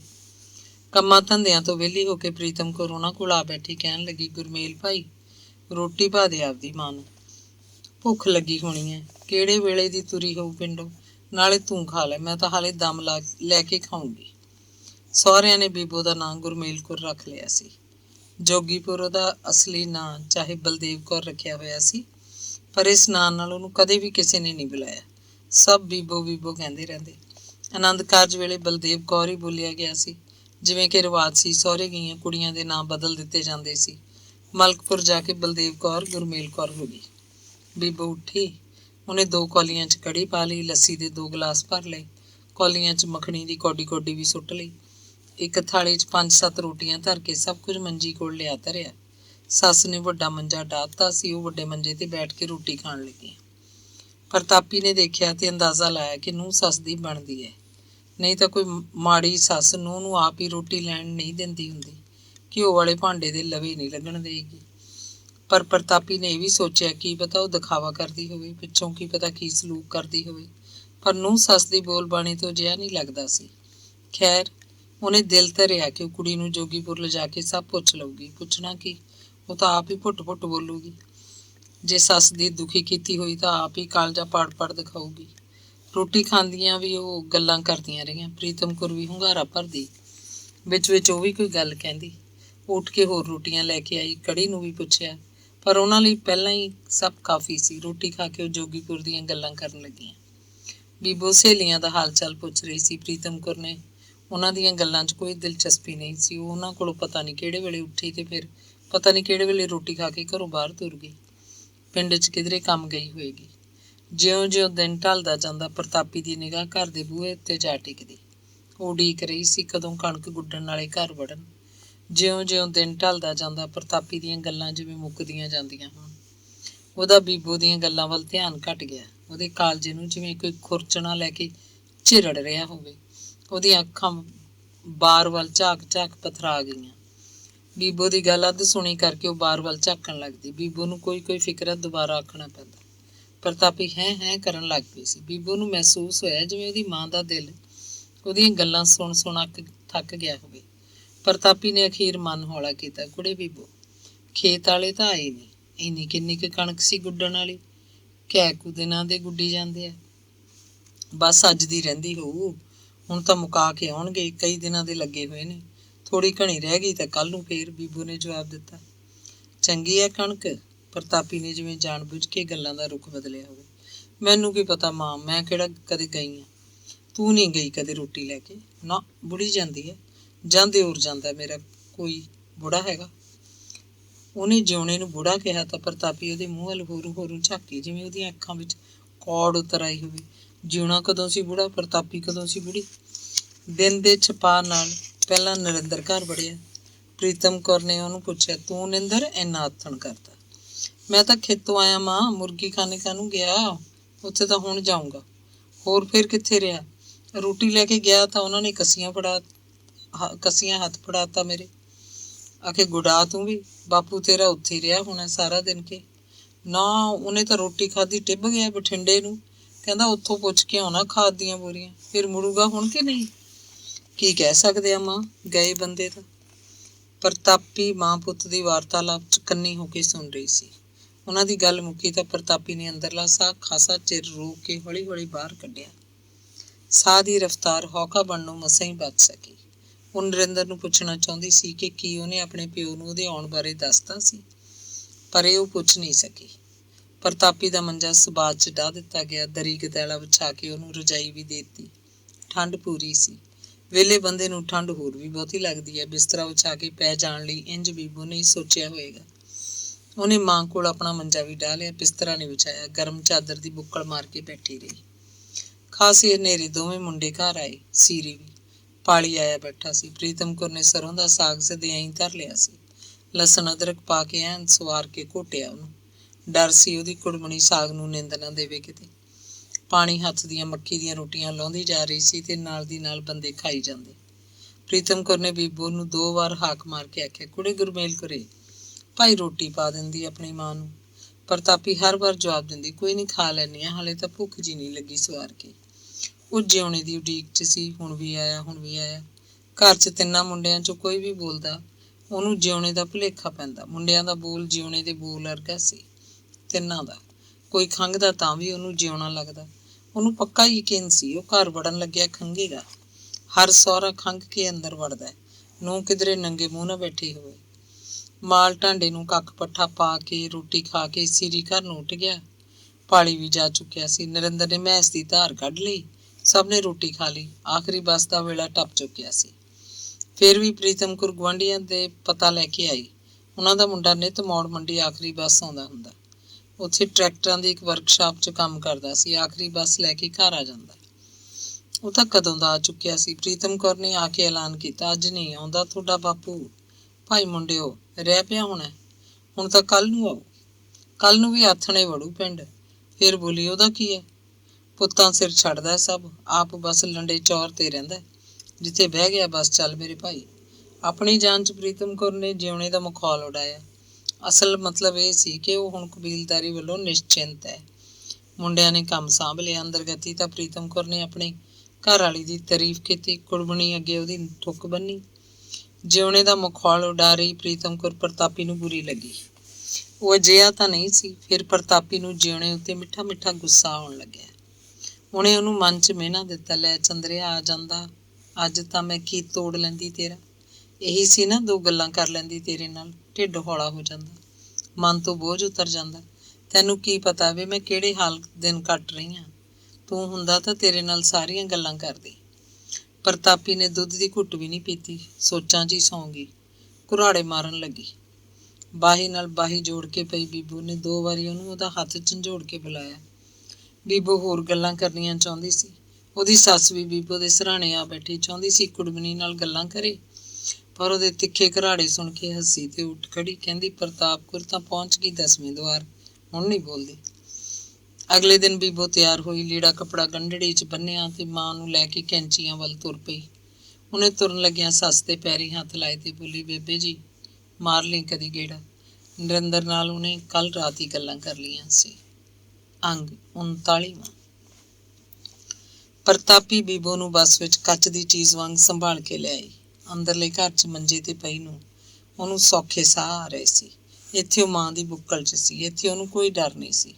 ਹੁਣ ਜਾਪੇ ਤੋਂ ਉਹਨੂੰ ਡਰ ਨਹੀਂ ਸੀ ਲੱਗਦਾ। ਇੱਥੇ ਤਾਂ ਮਾਂ ਸਭ ਕਰ ਲਏਗੀ। ਉੱਥੇ ਮਲਕਪੁਰ ਚਾਹੇ ਸੱਸ ਚੰਗੀ ਸੀ, ਉੱਥੇ ਨਰਿੰਦਰ ਸੀ, ਉਹਦਾ ਸਹੁਰਾ ਪੁੱਤ ਪੁੱਤ ਕਰਦਾ ਰਹਿੰਦਾ, ਪਰ ਉੱਥੇ ਉਹਨੂੰ ਤਸੱਲੀ ਨਹੀਂ ਸੀ। ਉਹ ਘਰ ਫੇਰ ਵੀ ਓਪਰਾ ਸੀ। ਉੱਥੇ ਤਾਂ ਉਹ ਜਾਪੇ ਤੋਂ ਪਹਿਲਾਂ ਹੀ ਅੱਧੀ ਰਹਿ ਗਈ ਸੀ। ਇਹੀ ਝੋਰਾ ਸੀ, ਜੇ ਕੋਈ ਔਕੜ ਪੈ ਗਈ ਤਾਂ ਕੀ ਬਣੂਗਾ ਉਹਦਾ।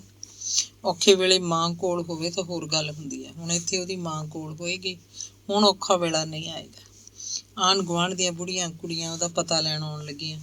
ਹਰ ਕੋਈ ਪਹਿਲਾਂ ਉਹਦੇ ਮੂੰਹ ਵੱਲ ਵੇਖਦੀ, ਫਿਰ ਉਹਦੇ ਸਾਰੇ ਸਰੀਰ ਦਾ ਚੀਰਵੀਆਂ ਨਜ਼ਰਾਂ ਨਾਲ ਸਰਵੇਖਣ ਕਰਦੀ। ਕੁੜੇ, ਮੂੰਹ ਤਾਂ ਤੇਰਾ ਅੱਧਾ ਨਹੀਂ ਰਹਿ ਗਿਆ। ਸੱਸ ਰੋਟੀ ਖਾਣ ਨੂੰ ਨਹੀਂ ਦਿੰਦੀ, ਪਰ ਤਿਆ ਕੇ ਦੇਖ ਲਈ, ਮੁੰਡਾ ਹੋ, ਤੇਰਾ ਮੂੰਹ ਦੱਸਦਾ ਰੁੱਖਾ ਰੁੱਖਾ। ਜੇ ਮੂੰਹ ਭਰਿਆ ਭਰਿਆ ਹੋਵੇ ਤਾਂ ਕੁੜੀ ਹੁੰਦੀ ਹੈ। ਮਾਂ ਕੋਲ ਆ ਗਈ ਹੁਣ, ਪਰ ਖਾਣ ਪੀਣ ਦਾ ਬੰਦੇਜ ਰੱਖੀ, ਖੁਰਾਕ ਨਾ ਖਾਈ, ਨਹੀਂ ਫਿਰ ਜਵਾਕ ਅੰਦਰੇ ਫੁੱਲ ਜੂ, ਔਖਾ ਹੁੰਦਾ ਫਿਰ। ਉਹ ਸਭ ਦੀਆਂ ਸੁਣਦੀ ਮੁਸਕਰਾਉਣ ਲੱਗਦੀ। ਇੱਕ ਗੱਲ ਹਰ ਬੁੜੀ ਆਖਦੀ, ਚੰਗਾ ਧੀਏ, ਰੱਬ ਚੰਗੀ ਚੀਜ਼ ਦੇਵੇ, ਸੁੱਖੀ ਚਾਂਦੀ ਜਾਵੇ ਆਪਦੇ ਘਰ। ਬੀਬੋ ਦਾ ਬਾਹਰਲੇ ਘਰ ਵੀ ਪਤਾ ਜਾ ਲੱਗਿਆ। ਖੇਡਦੀ ਖੇਡਦੀ ਭੰਤੋ ਆਈ। ਉਹਨੇ ਬਾਹਰਲੇ ਘਰ ਜਾ ਕੇ ਸਭ ਦੱਸਤਾ। ਤੁਰੰਤ ਪੈਰ ਬਾਹਰਲੇ ਘਰੋਂ ਕੋਈ ਨਹੀਂ ਆਇਆ। ਆਥਣ ਦੁੱਧ ਦੇਣ ਭੰਤੋ ਆਈ ਤਾਂ ਉਹਨੇ ਦੱਸਿਆ, ਉਹਦੀ ਮਾਂ ਤਾਂ ਖੇਤ ਗਈ ਹੋਈ ਸੀ, ਥੋੜਾ ਚਿਰ ਪਹਿਲਾਂ ਹੀ ਮੁੜੀ ਹੈ, ਤੜਕੇ ਇੱਧਰ ਆਊਗੀ। ਤੜਕੇ ਦਿਨ ਚੜੇ ਤੱਕ ਵੀ ਬਾਹਰਲੇ ਘਰੋਂ ਕੋਈ ਨਹੀਂ ਆਇਆ, ਭੰਤੋ ਹੀ ਆਈ, ਦੁੱਧ ਫੜਾ ਗਈ।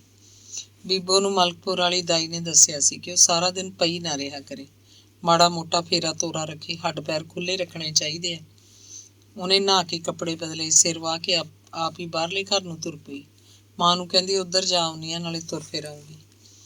ਚੰਦ ਕੌਰ ਉਹਨੂੰ ਭੱਜ ਕੇ ਮਿਲੀ, ਬੁੱਕਲ 'ਚ ਲੈ ਕੇ ਸਿਰ ਪਲੋਸ ਕੇ ਉਹਦਾ ਹਾਲ ਚਾਲ ਪੁੱਛਣ ਲੱਗੀ।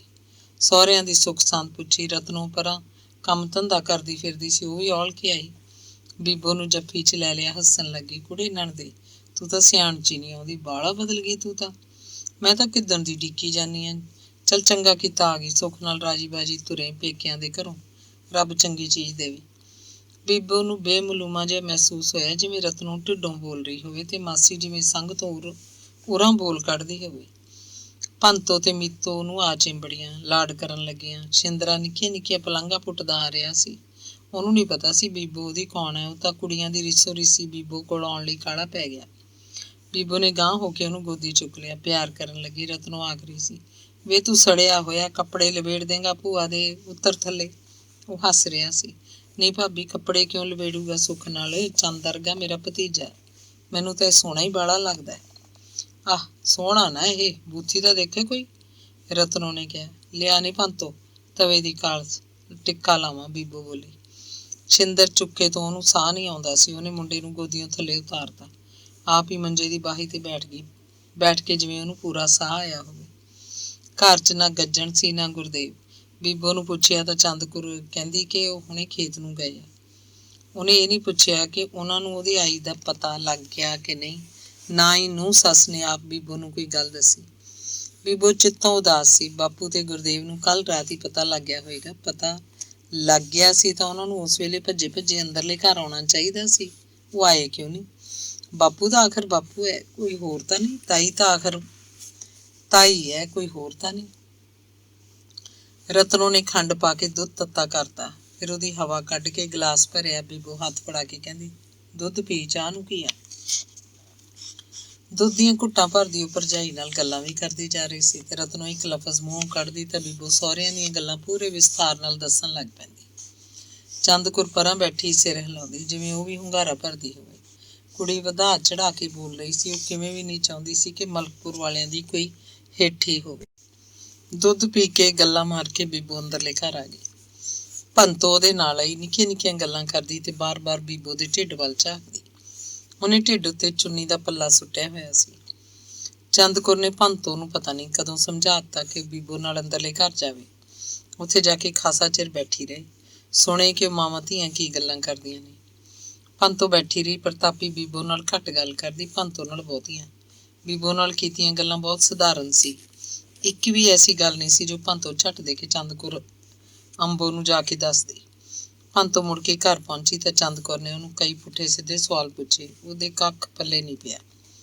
ਉਸ ਦਿਨ ਆਥਣੇ ਵੀ ਗੱਜਣ ਤੇ ਗੁਰਦੇਵ ਚੋਂ ਕੋਈ ਅੰਦਰਲੇ ਘਰ ਨਹੀਂ ਆਇਆ।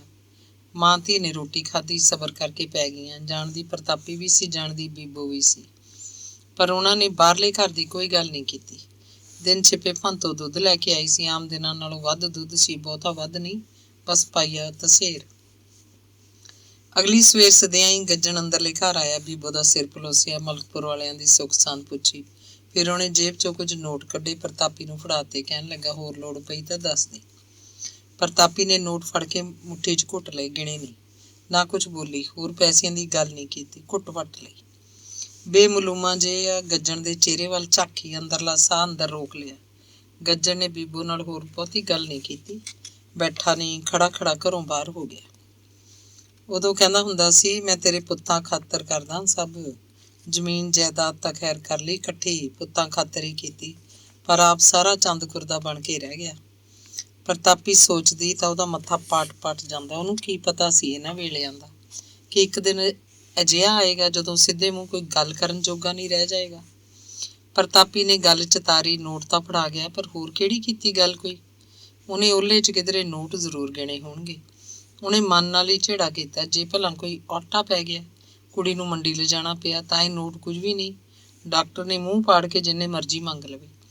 ਅਜਿਹੇ ਵਕਤ ਉਹ ਕਿੱਥੇ ਭਾਲਦੀ ਫਿਰੇਗੀ ਗੱਜਣ ਨੂੰ। 1 ਰੁਪਈਏ ਦੇ ਗਿਆ ਬਸ। ਹੋਰ ਗੱਲ ਗਰਬਤ ਵੀ ਕੀਤੀ ਹੁੰਦੀ। ਪ੍ਰਤਾਪੀ ਝੋਰਾ ਕਰਦੀ, ਚੰਦਕੁਰ ਚੰਦਰੀ ਨੇ ਜੇ ਉਹਦੇ ਵਿਹੜੇ ਪੈਰ ਨਾ ਧਰਿਆ ਹੁੰਦਾ ਤਾਂ ਗੱਜਣ ਉਹਦਾ ਆਪਣਾ ਹੁੰਦਾ, ਸਾਰੇ ਦਾ ਸਾਰਾ ਇਕੱਠਾ ਟੱਬਰ ਹੁੰਦਾ। ਬੀਬੋ ਦੇ ਜਾਪੇ ਖਾਤਰ ਸਾਰਾ ਟੱਬਰ ਬੈਠ ਕੇ ਸਲਾਹ ਬਲਾਹ ਕਰਦਾ। ਹੁਣ ਤਾਂ ਉਹਦੇ ਸਿਰ ਡਿੱਗੀ ਸਾਰੀ ਕਹਾਣੀ। ਉਹਨੇ ਕਸੀਸ ਵੱਟੀ, ਮਾੜੇ ਕਰਮਾਂ ਵਾਲੀ ਪਾਪਣ। ਏਦੂ ਤਾਂ ਉਹ ਨਾ ਹੀ ਜੰਮਦੀ ਧੀ ਨੂੰ। ਫੁੱਟ ਗਈ ਕਿਸਮਤ ਪਿਓ ਬਾਰੀ ਦੀ, ਜਿਉਂਦਾ ਮੁੱਕ ਗਿਆ। ਭੰਤੋ ਆਥਣ ਵੇਲੇ ਦੁੱਧ ਦੇ ਜਾਂਦੀ, ਹਮੇਸ਼ਾ ਵਾਂਗ ਹੀ ਪਾਈਆ ਤਸੇਰ ਵੱਧ। ਨਾ ਚੰਦਕੁਰ ਅੰਦਰਲੇ ਘਰ ਕਦੇ ਆਈ ਤੇ ਨਾ ਰਤਨੋ। ਗੁਰਦੇਵ ਵੀ ਅੰਦਰਲੇ ਘਰ ਨਹੀਂ ਆਉਂਦਾ ਸੀ। ਗੱਜਣ ਕਦੇ ਕਦੇ ਆਉਂਦਾ, ਬੀਬੋ ਨਾਲ 1-2 ਗੱਲਾਂ ਕਰਦਾ, ਪ੍ਰਤਾਪੀ ਨੂੰ ਮਾੜਾ ਮੋਟਾ ਬੁਲਾਉਂਦਾ ਚਲਾਉਂਦਾ, ਖੜਾ ਖੜਾ ਮੁੜ ਜਾਂਦਾ। ਬੀਬੋ ਆਪ ਹੀ ਬਾਹਰਲੇ ਘਰ ਜਾ ਕੇ ਆਉਂਦੀ, ਤੁਰਨ ਫਿਰਨ ਦੇ ਬਹਾਨੇ ਜਾਂਦੀ, ਛਿੰਦਰੇ ਨੂੰ ਲੋਰੀਆਂ ਦੇ ਆਉਂਦੀ। ਭੰਤੋ ਮੀਤੋ ਉਹਦੇ ਨਾਲ ਨਿੱਕੀਆਂ ਨਿੱਕੀਆਂ ਗੱਲਾਂ ਕਰਦੀਆਂ। ਚੰਦਕੁਰ ਤੇ ਰਤਨੋ ਉਹਨੂੰ ਬੁਲਾਉਂਦੀਆਂ ਤਾਂ ਜ਼ਰੂਰ, ਪਰ ਉਹਨਾਂ ਦੀ ਗੱਲਬਾਤ 'ਚ ਇੰਨਾ ਹਿੱਤ ਨਾ ਹੁੰਦਾ। ਰਤਨੋ ਆਪਣੇ ਆਪ ਨੂੰ ਕੰਮਾਂ ਧੰਦਿਆਂ 'ਚ ਰੁੱਝੀ ਹੋਣ ਦਾ ਦਿਖਾਵਾ ਕਰਦੀ। ਚੰਦਕੁਰ ਪਰਾਂ ਜਾ ਕੇ ਮੰਜੀ ਤੇ ਪੈ ਜਾਂਦੀ, ਪਾਸਾ ਮਾਰ ਕੇ ਪਈ ਰਹਿੰਦੀ, ਜਿਵੇਂ ਉਹਦਾ ਕੁਝ ਦੁਖਦਾ ਹੋਵੇ, ਜਿਵੇਂ ਉਹਨੂੰ ਨੀਂਦ ਆ ਰਹੀ ਹੋਵੇ। ਬੀਬੋ ਵਰਾਂਡੇ 'ਚ ਬੈਠੀ ਛੱਤ ਵੱਲ ਝਾਕਦੀ, ਕੰਧਾਂ ਦੇ ਘਸਮੈਲੇ ਰੰਗ ਪਰਖਦੀ ਰਹਿੰਦੀ। ਕੰਧਾਂ ਜੋ ਉਹਦੇ ਲਈ ਬਹੁਤ ਓਪਰੀਆਂ ਸੀ। ਅੰਦਰਲੇ ਘਰ ਦੀਆਂ ਕੰਧਾਂ ਵੀ ਤਾਂ ਜਿਵੇਂ ਗੂੰਗੀਆਂ ਬੋਲੀਆਂ ਸੀ। ਉਹਨਾਂ ਕੰਧਾਂ 'ਚ ਘਿਰ ਕੇ ਬੈਠੀ ਇੱਕ ਮਾਂ ਸੀ ਬਸ, ਜਿਹਦੇ ਹੱਥ ਪੱਲੇ ਕੁਛ ਨਹੀਂ ਸੀ। ਦੋਵੇਂ ਘਰਾਂ ਉੱਤੇ ਮਾਸੀ ਚੰਦਕੁਰ ਦਾ ਸਿੱਲਾ ਪਰਛਾਵਾਂ ਮੰਡਲਾਉਂਦਾ ਰਹਿੰਦਾ। ਅੰਦਰ ਖਾਤੇ ਚੰਦਕੁਰ ਮਾਸੀ ਦੀ ਸਰਦਾਰੀ ਸੀ, ਜਿਵੇਂ ਉਹਦਾ ਹੀ ਹੋਵੇ ਘਰ-ਬਾਰ। ਬਾਪੂ ਤੇ ਗੁਰਦੇਵ ਚੁੱਪ ਚੁੱਪ ਰਹਿੰਦੇ। ਮਾਸੀ ਦਾ ਟੂਣਾ ਪਿਓ ਪੁੱਤ ਨੂੰ ਗੁੰਮਸੁੰਮ ਬਣਾਈ ਰੱਖਦਾ। ਰਤਨੋ ਜਿਵੇਂ ਬੇਬਸ ਹੋਵੇ। ਉਹ ਨਣਦ ਨੂੰ ਚਾਹੁੰਦੀ ਤਾਂ ਬਹੁਤ, ਪਰ ਕਰ ਕੁਝ ਨਾ ਸਕਦੀ। ਦਿਨ ਨੇੜੇ ਆ ਗਏ। ਬੀਬੋ ਨੂੰ ਪੀੜਾਂ ਉੱਠਣ ਲੱਗੀਆਂ। ਅੰਦਰਲੇ ਘਰ ਦੀ ਸਬਾਤ 'ਚ ਉਹਦਾ ਮੰਜਾ ਡਾਹਤਾ ਗਿਆ। ਪਿੰਡ ਦੀ ਆਸੋ ਦਾਈ ਨੂੰ ਪ੍ਰਤਾਪੀ ਆਪ ਸੱਦ ਕੇ ਲਿਆਈ। ਆਸੋ ਨੂੰ ਸਰੋਂ ਦਾ ਤੇਲ ਲੈ ਕੇ ਉਹਦੀ ਪਿੱਠ ਦੀ ਮਾਲਿਸ਼ ਕੀਤੀ, ਪਿੰਜੜੀਆਂ ਤੇ ਤੇਲ ਮਲਿਆ, ਗੂਠਿਆਂ ਦੀ ਦਾਬ ਦੇ ਕੇ ਕੁੱਲਿਆਂ ਦੀ ਭਾਫ ਕੱਢੀ। ਮਿੰਨਾ ਦਰਦ ਲਗਾਤਾਰ ਜਾਰੀ ਸੀ। ਆਸੋ ਕਹਿੰਦੀ, ਪ੍ਰਤਾਪ ਕਰੇ, ਇਹ ਉਹ ਦਰਦ ਨਹੀਂ ਉੱਠਿਆ ਹਲੇ। ਉਹ ਦਰਦ ਤਾਂ ਬੌੜੀਆਂ ਘਤਾ ਦੂ ਕੁੜੀ ਦੀਆਂ। ਜਦੋਂ ਉਹ ਦਰਦ ਉੱਠਿਆ ਮੈਨੂੰ ਸੱਦ ਲਈ, ਮੈਂ ਤਾਂ ਖੜੇ ਪੈਰ ਭੱਜੀ ਆਉਂ। ਆਂਢ ਗੁਆਂਢੇ ਦੀਆਂ 2-4 ਹੋਰ ਬੁੜੀਆਂ ਨੂੰ ਵੀ ਆਖਦੇ ਆ ਜਾਣਗੀਆਂ। ਚੰਗਾ ਹੁੰਦਾ ਹੈ। ਇਸ ਟਿਕਵੇਂ ਦਰਦ ਦਾ ਕੋਈ ਭੇਤ ਨਹੀਂ। 1 ਰਾਤ ਰਹੇ, 2 ਰਾਤਾਂ ਰਹੇ, 3 ਦਿਨ ਵੀ ਰਹਿੰਦਾ ਹੈ। ਦਿਨ ਆ ਗਏ, ਹੁਣ ਸਾਵਾਂ ਦਰਦ ਉੱਠੂ ਜ਼ਰੂਰ। ਫਿਰ ਬੀਬੋ ਨੂੰ ਆਖਣ ਲੱਗੀ, ਹੌਸਲਾ ਰੱਖੀ ਕੁੜੀਏ, ਹੁੰਦੀ ਆਈ ਹੈ। ਤੂੰ ਕੋਈ ਨੋਖਾ ਜਵਾਕ ਨਹੀਂ ਜੰਮਣ ਬੈਠੀ। ਸਭ ਫੰਦ ਪ੍ਰਾਣ ਮੋਕਲੇ ਹੋ ਜਾਣਗੇ ਵੇਲਾ ਆਉਣ ਦੀ। ਫੋਰਾ ਲਾਊ ਮੈਂ ਤਾਂ। 40 ਸਾਲ ਹੋ ਗਏ ਇਹੀ ਕੰਮ ਕਰਦੀ ਨੂੰ। ਬਸ ਰੱਬ ਕੰਨੀ ਧਿਆਨ ਰੱਖੀ, ਸੱਚੇ ਪਾਤਸ਼ਾਹ ਕੰਨੀ। ਕੁੜੀ ਨੂੰ ਦੂਜੇ ਦਿਨ ਅੱਧੀ ਰਾਤ ਸਖਤ ਪੀੜਾ ਨੇ ਆ ਘੇਰਿਆ। ਪ੍ਰਤਾਪੀ ਭੱਜੀ ਆਸੋ ਦੇ ਘਰ ਆਈ। ਉਹਦਾ ਘਰ ਪਰਲੇ ਅਗਵਾੜ ਸੀ। ਜਾਤ ਦੀ ਦਲਿਤ ਨੂੰ ਪੁੱਤ ਸੀ, ਗਾਂ ਪੋਤੇ ਪੋਤੀਆਂ। ਪੁੱਤ ਸੀਰੀ ਦਾ ਕੰਮ ਕਰਦਾ। ਆਸੋ ਨੂੰ ਬਥੇਰੀ ਕਮਾਈ ਸੀ, ਇਸੇ ਕੰਮ ਤੇ ਰਹਿੰਦੀ। ਹੋਰ ਨਹੀਂ ਤਾਂ ਨਵੀਆਂ ਬਹੂਆਂ ਦੇ ਢਿੱਡ ਮਲਦੀ, ਨੌਜਵਾਨ ਮੁੰਡਿਆਂ ਦੀਆਂ ਧਰਨਾ ਕੱਢਦੀ, ਕੌਡੀਆਂ ਚੁੱਕਦੀ। ਆਸੋ ਵਿਹਲੀ ਨਹੀਂ ਰਹਿੰਦੀ ਸੀ। ਸਾਰਾ ਦਿਨ ਲੋਕਾਂ ਦੇ ਘਰੇ ਫਿਰਦੀ ਰਹਿੰਦੀ। ਪਾਣੀ ਧਾਣੀ ਦੇਣ ਲਈ ਪ੍ਰਤਾਪੀ ਨੇ ਭੰਤੋ ਨੂੰ ਕੋਲ ਪਾ ਲਿਆ। ਉਹ ਗੁਆਂਢ 'ਚੋਂ 2 ਹੋਰ ਬੁੜੀਆਂ ਵੀ ਸੱਦ ਲਿਆਈ। ਪਹਿਲਾਂ ਆਖਿਆ ਹੋਇਆ ਸੀ। ਦਾਈ ਸਵੇਰੇ ਦਿਨ ਚੜੇ ਤੱਕ ਖੋਜਲਦੀ ਰਹੀ। ਬੱਚਾ ਪੈਦਾ ਨਹੀਂ ਹੋ ਰਿਹਾ ਸੀ। ਬੀਬੋ ਦਾ ਬੁਰਾ ਹਾਲ ਸੀ। ਉਹ ਤਰੀੜ ਦੇ ਕੇ ਜ਼ੋਰ ਲਾਉਣ ਲੱਗਦੀ। ਦੁੱਖ ਉਹ ਤੋਂ ਝੱਲਿਆ ਨਾ ਜਾਂਦਾ। ਉਹਨੂੰ ਦੰਦਲ ਪੈ ਜਾਂਦੀ। ਫਿਰ ਬੁੜੀਆਂ ਉਹਦੀ ਭੰਨਣ ਤੇ ਹੋ ਜਾਂਦੀਆਂ। ਦੰਦਾਂ 'ਚ ਖੁਰਚਣੀ ਪਾ ਕੇ ਉਹਦੀ ਦੰਦ ਬੀੜ ਖੋਲਦੀਆਂ, ਮੂੰਹ 'ਚ ਪਾਣੀ ਪਾਉਂਦੀਆਂ। ਦੰਦ ਬੀੜ ਫੇਰ ਜੁੜ ਜਾਂਦੀ। ਦੁਪਹਿਰਾ ਹੋ ਗਿਆ, ਫੇਰ ਆਥਣ ਉਤਰਨ ਲੱਗੀ। ਸਿਆਲਾਂ ਦੇ ਦਿਨ ਸੀ। ਕਹਿਰ ਦੀ ਰਾਤ ਸਾਹਮਣੇ ਖੜੀ ਸੀ, ਕਿਸੇ ਭਿਆਨਕ ਪਸ਼ੂ ਵਾਂਗ। ਰਾਤ ਨੂੰ ਉਹ ਕਿੱਧਰ ਭੱਜਣਗੇ? ਕੁੜੀ ਦੀ ਜਾਨ ਨੂੰ ਖਤਰਾ ਹੋ ਸਕਦਾ। ਆਸੋ ਨੇ ਅਖੀਰ ਹੱਥ ਖੜੇ ਕਰਤੇ, ਕਹਿੰਦੀ, ਪ੍ਰਤਾਪ ਕਰੇ, ਮੇਰੀ ਤਾਂ ਭਾਈ ਬੇਵਾਹ ਹੈ। ਕੁੜੀ ਨੂੰ ਮੰਡੀ ਲੈ ਜਾਓ। ਪ੍ਰਤਾਪੀ ਸੁੰਨ ਦੀ ਸੁੰਨ ਖੜੀ ਸੀ। ਗੁਆਂਢੀ ਬੁੜੀਆਂ ਉਹਦੇ ਵੱਲ ਤਰਸ ਭਰੀਆਂ ਨਿਗਾਹਾਂ ਨਾਲ ਝਾਕ ਰਹੀਆਂ ਸੀ। ਬੀਬੋ ਪਈ ਬੈਠੀ ਹੋ ਜਾਂਦੀ, ਬੈਠੀ ਹੁੰਦੀ ਖੜੀ ਹੋ ਜਾਂਦੀ, ਖੜੀ ਫੇਰ ਪੈ ਜਾਂਦੀ, ਪਾਸੇ ਮਾਰਨ ਲੱਗਦੀ। ਉਹਨੂੰ ਕਿਵੇਂ ਵੀ ਟੇਕ ਨਹੀਂ ਸੀ। ਉਹਦੀ ਜਾਨ ਔਖੀ ਸੀ। ਕੂਕਾਂ ਮਾਰ ਕੇ ਉਹ ਕੀ ਕਿਸੇ ਨੂੰ ਸੁਣਾਉਂਦੀ। ਬਿੰਦੇ ਉਹਦੇ ਮੂੰਹ ਨੂੰ ਪਾਣੀ ਲਾਇਆ ਜਾਂਦਾ। ਅੱਖਾਂ ਚੜੀਆਂ ਹੋਈਆਂ ਸੀ ਪਾਗਲਾਂ ਵਾਂਗ। ਇੱਕ ਗੁਆਂਢਣ ਉਹਨਾਂ ਦੇ ਬਾਹਰਲੇ ਘਰ ਗਈ। ਨਾ ਗੱਜਣ ਘਰ ਸੀ, ਨਾ ਗੁਰਦੇਵ। ਬੀਬੋ ਦੀ ਇਹ ਹਾਲਤ ਸੁਣ ਕੇ ਰਤਨੋਂ ਆਈ। ਚੰਦਕੁਰ ਕਹਿੰਦੀ, ਡਾਕਦਾਰ ਸੱਦ ਕੇ ਟੀਕਾ ਲਵਾ ਦਿਓ। ਬਹਿੰਦਾ ਬਾਹਰ ਆਜੂ ਜਵਾਕ। ਕਿਉਂ ਕੁੜੀ ਦੀ ਜਾਨ ਔਖੀ ਕੀਤੀ ਹੈ? ਮੰਡੀ ਲਿਜਾਓਗੇ, ਉੱਥੇ ਵੀ ਤਾਂ ਇਹੀ ਕਰਨਗੇ। ਆਸੋ ਟੀਕਾ ਲਵਾਉਣ ਦੇ ਹੱਕ 'ਚ ਨਹੀਂ ਸੀ। ਇੰਜ ਕਰਨ ਨਾਲ ਡਾਕਟਰ ਦੀ ਪੀਰੀ ਮੰਨੀ ਜਾਂਦੀ। ਉਹਦੇ ਹੱਥ ਪੱਲੇ ਤਾਂ ਬਹੁਤ ਘੱਟ ਆਉਂਦਾ। ਪਿੰਡ ਦੇ ਪ੍ਰਾਈਵੇਟ ਡਾਕਟਰ ਸਤਪਾਲ ਨਾਲ ਉਹਦੀ ਬਣਦੀ ਨਹੀਂ ਸੀ। ਕਈ ਕੇਸਾਂ ਉੱਤੇ ਪੈਸਿਆਂ ਪਿੱਛੇ ਉਹਨਾਂ ਦਾ ਝਗੜਾ ਹੋ ਗਿਆ ਸੀ। ਪਿੰਡ 'ਚ 2 ਹੀ ਡਾਕਟਰ ਸੀ। ਸਤਪਾਲ ਚੰਗਾ ਸੀ, ਦੂਜਾ ਬੰਦਾ ਤਾਂ ਆਪ ਨਸ਼ੇ ਦੀਆਂ ਗੋਲੀਆਂ ਖਾਂਦਾ, ਉਲਟ ਸੁਲਟ ਦਵਾਈਆਂ ਵਰਤ ਜਾਂਦਾ। ਉਹਦੇ ਹੱਥੋਂ 2 ਮੌਤਾਂ ਵੀ ਹੋ ਚੁੱਕੀਆਂ ਸੀ। ਇਸ ਕਰਕੇ ਉਹਦੀ ਪੜਤ ਮਾਰੀ ਗਈ ਸੀ। ਰਤਨੋਂ ਨੇ ਆਉਂਦੇ ਰੌਲਾ ਪਾਤਾ, ਸਤਪਾਲ ਨੂੰ ਕਿਉਂ ਨਹੀਂ ਬੁਲਾਇਆ? ਮੈਂ ਆਪ ਜਾਨੀ ਆ, ਲਿਆਉਣੀ ਆ ਉਹਨੂੰ। ਸਤਪਾਲ ਮਿੰਟਾਂ ਸਕਿੰਟਾਂ 'ਚ ਹੀ ਆਪਣਾ ਝੋਲਾ ਲੈ ਕੇ ਆ ਬੈਠਾ। ਨਵੀਂ ਨੀਡਲ ਲਾ ਕੇ ਸਿਰਿੰਜ 'ਚ ਦਵਾਈ ਭਰਦਾ ਆਸੋ ਵੱਲ ਕਣਖਾ ਝਾਕ ਰਿਹਾ ਸੀ। ਅੱਧੇ ਘੰਟੇ ਬਾਅਦ ਹੀ ਬੀਬੋ ਨੇ ਕਾਕੇ ਨੂੰ ਜਨਮ ਦਿੱਤਾ। ਘਰ 'ਚ ਚਾਰੇ ਪਾਸੇ ਖੁਸ਼ੀ ਦੀ ਲਹਿਰ ਦੌੜ ਗਈ। ਗੁਆਂਢੀ ਬੁੜੀਆਂ ਭੱਜ ਕੰਮ ਕਰਦੀਆਂ ਫਿਰ ਰਹੀਆਂ ਸੀ। ਆਸੋ ਨੂੰ ਬੁੜ ਕਰਦੀਆਂ, ਜਾਏ ਖਾਣੇ ਦੀ ਆ ਕੁੱਤੀ ਦਲਤ। ਪਹਿਲਾਂ ਸੱਦ ਲਿਆ ਹੁੰਦਾ ਸਤਪਾਲ, ਕੁੜੀ ਦੀ ਜਾਨ ਔਖੀ ਕੀਤੀ ਜੇ ਭਲਾ। ਅੰਗ 40। 2 ਮਹੀਨਿਆਂ ਦਾ ਮੁੰਡਾ ਲੈ ਕੇ ਬੀਬੋ ਮਲਕਪੁਰ ਨੂੰ ਚਲੀ ਗਈ। ਨਰਿੰਦਰ ਉਹਨੂੰ ਆਪ ਆ ਕੇ ਲੈ ਗਿਆ ਸੀ। ਆਇਆ ਤਾਂ ਉਂਝ ਹੀ ਮਿਲਣ ਸੀ, ਪਰ ਬੀਬੋ ਨੇ ਜਾਣ ਦੀ ਤਿਆਰੀ ਕਰ ਲਈ। ਮੁੰਡਾ ਦੇਖਣੋਂ ਪਹਿਲਾਂ ਵੀ 1 ਵਾਰ ਆ ਗਿਆ ਸੀ। ਪ੍ਰਤਾਪੀ ਨੇ ਉਹਦਾ ਚਾਲ ਆਡ ਕੀਤਾ। ਬਾਹਰਲੇ ਘਰ ਉਹ ਗਿਆ ਜ਼ਰੂਰ, ਪਰ ਜਿਵੇਂ ਕਿਸੇ ਦਾ ਪ੍ਰਾਹੁਣਾ ਹੋਵੇ। ਉਪਰਾ ਉੱਕਰ ਆਦਰ ਸੀ। ਪਹਿਲਾਂ ਪ੍ਰਤਾਪੀ ਦੀ ਸਲਾਹ ਸੀ ਉਹ ਮੁੰਡੇ ਨੂੰ 6 ਮਹੀਨੇ ਦਾ ਕਰਕੇ ਤੋਰੇਗੀ, ਪਰ ਇੱਥੇ ਤਾਂ ਬੀਬੋ ਨੂੰ ਦੁੱਧ ਦੀ ਘੁੱਟ ਮਸਾਂ ਮਿਲਦੀ। ਪ੍ਰਤਾਪੀ ਦੇ ਆਪਣੇ ਹੱਥ ਮੱਥੇ ਕੁਛ ਨਹੀਂ ਸੀ। ਉਹਨੇ ਕਿਹੜਾ ਆਪ ਪਿਛਲੇ ਪੈਰ ਤੋੜੀ ਪਾੜ ਕੇ ਸੂਹਾ ਦੁੱਧ ਲਾ ਦੇਣਾ ਸੀ। ਬਾਹਰਲੇ ਘਰੋਂ ਜਿੰਨਾ ਦੁੱਧ ਆ ਗਿਆ ਸੋ ਆ ਗਿਆ। ਗੁਆਂਢੀਆਂ ਦੇ ਘਰੋਂ ਕਿੰਨੇ ਕੁ ਦਿਨ ਮੰਗ ਕੇ ਦੁੱਧ ਲਿਆ ਸਕਦੀ। ਸ਼ਰੀਕਾਂ ਦੇ ਬਾਹਰ ਠੂਠਾਂ ਫੜ ਕੇ ਜਾਣਾ ਤਾਂ ਉਹੀ ਹਲੱਤਣ ਵਾਲੀ ਗੱਲ ਸੀ। ਸਿਆਣੇ ਆਖਦੇ ਹੁੰਦੇ, ਜਨਾਨੀ ਜਵਾਕ ਜੰਮ ਕੇ ਜੇ 1.25 ਮਣ ਪੱਕਾ ਥੰਦਾ ਆਪਣੇ ਅੰਦਰ ਸਿੱਟੇ ਤਾਂ ਜਾ ਕੇ ਕਿਤੇ ਥਹਿ ਸਿਰ ਆਉਂਦੇ ਹੈ ਸਰੀਰ ਉਹਦਾ। ਪਰ ਬੀਬੋ ਨੂੰ ਕਰਮਾ ਮਾਰੀ ਨੂੰ ਤਾਂ 1.25 ਪੰਸੇਰੀ ਘਿਓ ਵੀ ਨਾ ਮਿਲਿਆ। ਕਿਧਰੋਂ ਪ੍ਰਤਾਪੀ 2 ਵਾਰੀ ਸਿਰ ਕਰਕੇ ਸ਼ਰੀਕਾਂ ਦੇ ਘਰੋਂ ਉਧਾਰ ਘਿਓ ਲੈ ਕੇ ਆਈ ਸੀ। ਹੋਰ ਨਹੀਂ ਤਾਂ ਜਿੰਨੇ ਦਿਨ ਹੈਗੀ ਇੱਥੇ ਦਾਲ ਚੁਪੜੀ ਤਾਂ ਖਾ ਲਵੇ, ਸੁੱਕੇ ਹੱਡੀ ਦਾ ਨਾ ਰਹੇ। ਚੰਦ ਕੌਰ ਨੇ ਬਾਹਰਲੇ ਘਰੋਂ ਆਪ ਪੰਜੀਰੀ ਰਲਾ ਕੇ ਭੇਜੀ। ਨਾ ਉਹਦੇ ਵਿੱਚ ਬਦਾਮਾਂ ਦੀ ਚਿੱਪਰ ਕੋਈ, ਨਾ ਮਗਜ਼ਾਂ ਦਾ ਦਾਣਾ, ਗੂੰਦ ਤੇ ਕਮਰਕਸ ਦਾ ਕੋਈ ਭੇਤ ਨਹੀਂ ਸੀ। ਪ੍ਰਤਾਪੀ ਆਪ ਪੰਜੀਰੀ ਰਲਾਉਂਦੀ ਤਾਂ ਮੰਡੀਓਂ ਕੁੱਲ ਚੀਜ਼ਾਂ ਲੈ ਕੇ ਆਉਂਦੀ। ਆਟਾ ਸੁੱਕ ਬਰੂਰਾ ਕਰਕੇ ਦੇ ਦਿੱਤਾ ਇੱਕ। ਭੁੰਨੇ ਆਟੇ ਨਾਲ ਕੁੜੀ ਦੇ ਹੱਡ ਥੋੜਾ ਸੰਡੇ ਜਾਣਗੇ। ਪੰਜੀਰੀ ਤਾਂ ਮਲਕਪੁਰ ਵਾਲਿਆਂ ਦੀ ਸੀ, ਸਾਰਾ ਕੁਝ ਪਾਇਆ ਸੀ, ਘਿਓ ਉੱਤੋਂ ਦੀ। ਪੰਜੀਰੀ ਦੀ ਮੁੱਠੀ ਭਰ ਕੇ ਘੁੱਟੋ, ਲੱਡੂ ਬਣ ਜਾਂਦਾ। ਉਹਦੇ ਸਾਹਮਣੇ ਚੰਦਕੌਰ ਦੀ ਪੰਜੀਰੀ ਤਾਂ ਰੇਤਾ ਸੀ। ਪ੍ਰਤਾਪੀ ਨੇ ਫੇਰ ਇਹ ਕੀਤਾ ਕਿ ਆਏ ਗਏ ਨੂੰ ਚੰਦਕੌਰ ਵਾਲੀ ਪੰਜੀਰੀ ਦੀ ਕੌਲੀ ਭਰ ਦਿੰਦੀ, ਬੀਬੋ ਨੂੰ ਮਲਕਪੁਰ ਵਾਲਿਆਂ ਦੀ ਦਿੰਦੀ। ਨਾਲੇ ਦੱਸਦੀ, ਇਹਦੀ ਮਾਸੀ ਨੇ ਰਲਾ ਕੇ ਦਿੱਤਾ ਇਹ ਆਟਾ, ਵੱਡੇ ਨਕੌੜੇ ਵਾਲੀ ਨੇ। ਬੀਬੋ ਜਾਂਦੀ ਨੂੰ ਗੱਜਣ ਵੱਲੋਂ ਕੁਝ ਨਹੀਂ ਦਿੱਤਾ ਗਿਆ ਸੀ। 2-4 ਲੀੜੇ ਬੀਬੋ ਖਾਤਰ ਤੇ ਝੱਗੇ ਪੋਤੜੇ ਮੁੰਡੇ ਖਾਤਰ ਜਿਹੜੇ ਦਿੱਤੇ, ਪ੍ਰਤਾਪੀ ਨਹੀਂ ਦਿੱਤੇ, ਆਪਣੇ ਸੰਦੂਕ ਚੋਂ ਕੱਢ ਕੇ। ਨਹੀਂ ਤਾਂ ਹੱਕ ਬਣਦਾ ਸੀ ਗੱਜਣ ਦਾ। ਪ੍ਰਾਹੁਣੇ ਨੂੰ ਕੰਬਲ ਦਿੰਦਾ, ਕੁੜੀ ਨੂੰ ਸੂਟ ਤੇ ਮੁੰਡੇ ਨੂੰ ਕੋਈ ਟੋਮ। ਖਾਲਮ ਖਾਲੀ ਧੋਰਤੀ, ਜਿਵੇਂ ਉਹਦਾ ਕੋਈ ਹੋਵੇ ਹੀ ਨਾ। ਅਖੇ ਅਜੇ ਹੱਥ ਤੰਗ ਹੈ, ਹਾੜੀ ਪਿੱਛੋਂ ਦੇਵਾਂਗੇ ਸ਼ੂਸ਼ਕ। ਹਾੜੀ 'ਚ ਕਿਹੜਾ ਗੋਡੇ ਰਹਿੰਦੇ ਸੀ, ਹਾੜੀ ਵੀ ਆ ਗਈ। ਹਾੜੀ ਦਾ ਤਾਂ ਬਹਾਨਾ ਸੀ, ਉਂਝ ਕਿਹੜਾ ਘਰ 'ਚ ਕੁਝ ਹੈ ਨਹੀਂ ਸੀ, ਸਭ ਅੱਗ ਲੱਗਦਾ ਸੀ। ਸ਼ੂਸ਼ਕ ਤੇ ਕਿਹੜਾ ਰਿਪੌੜ ਲੱਗਦੀ ਜਾਂਦੀ। ਵੱਡਾ ਖਰਚ ਤਾਂ ਟੂਮ ਦਾ ਸੀ, ਪੌਲੀ ਭਰ ਛਾਪ ਬਹੁਤ ਸੀ, ਨਾ ਹੋ ਜਾਂਦਾ ਇੱਕ।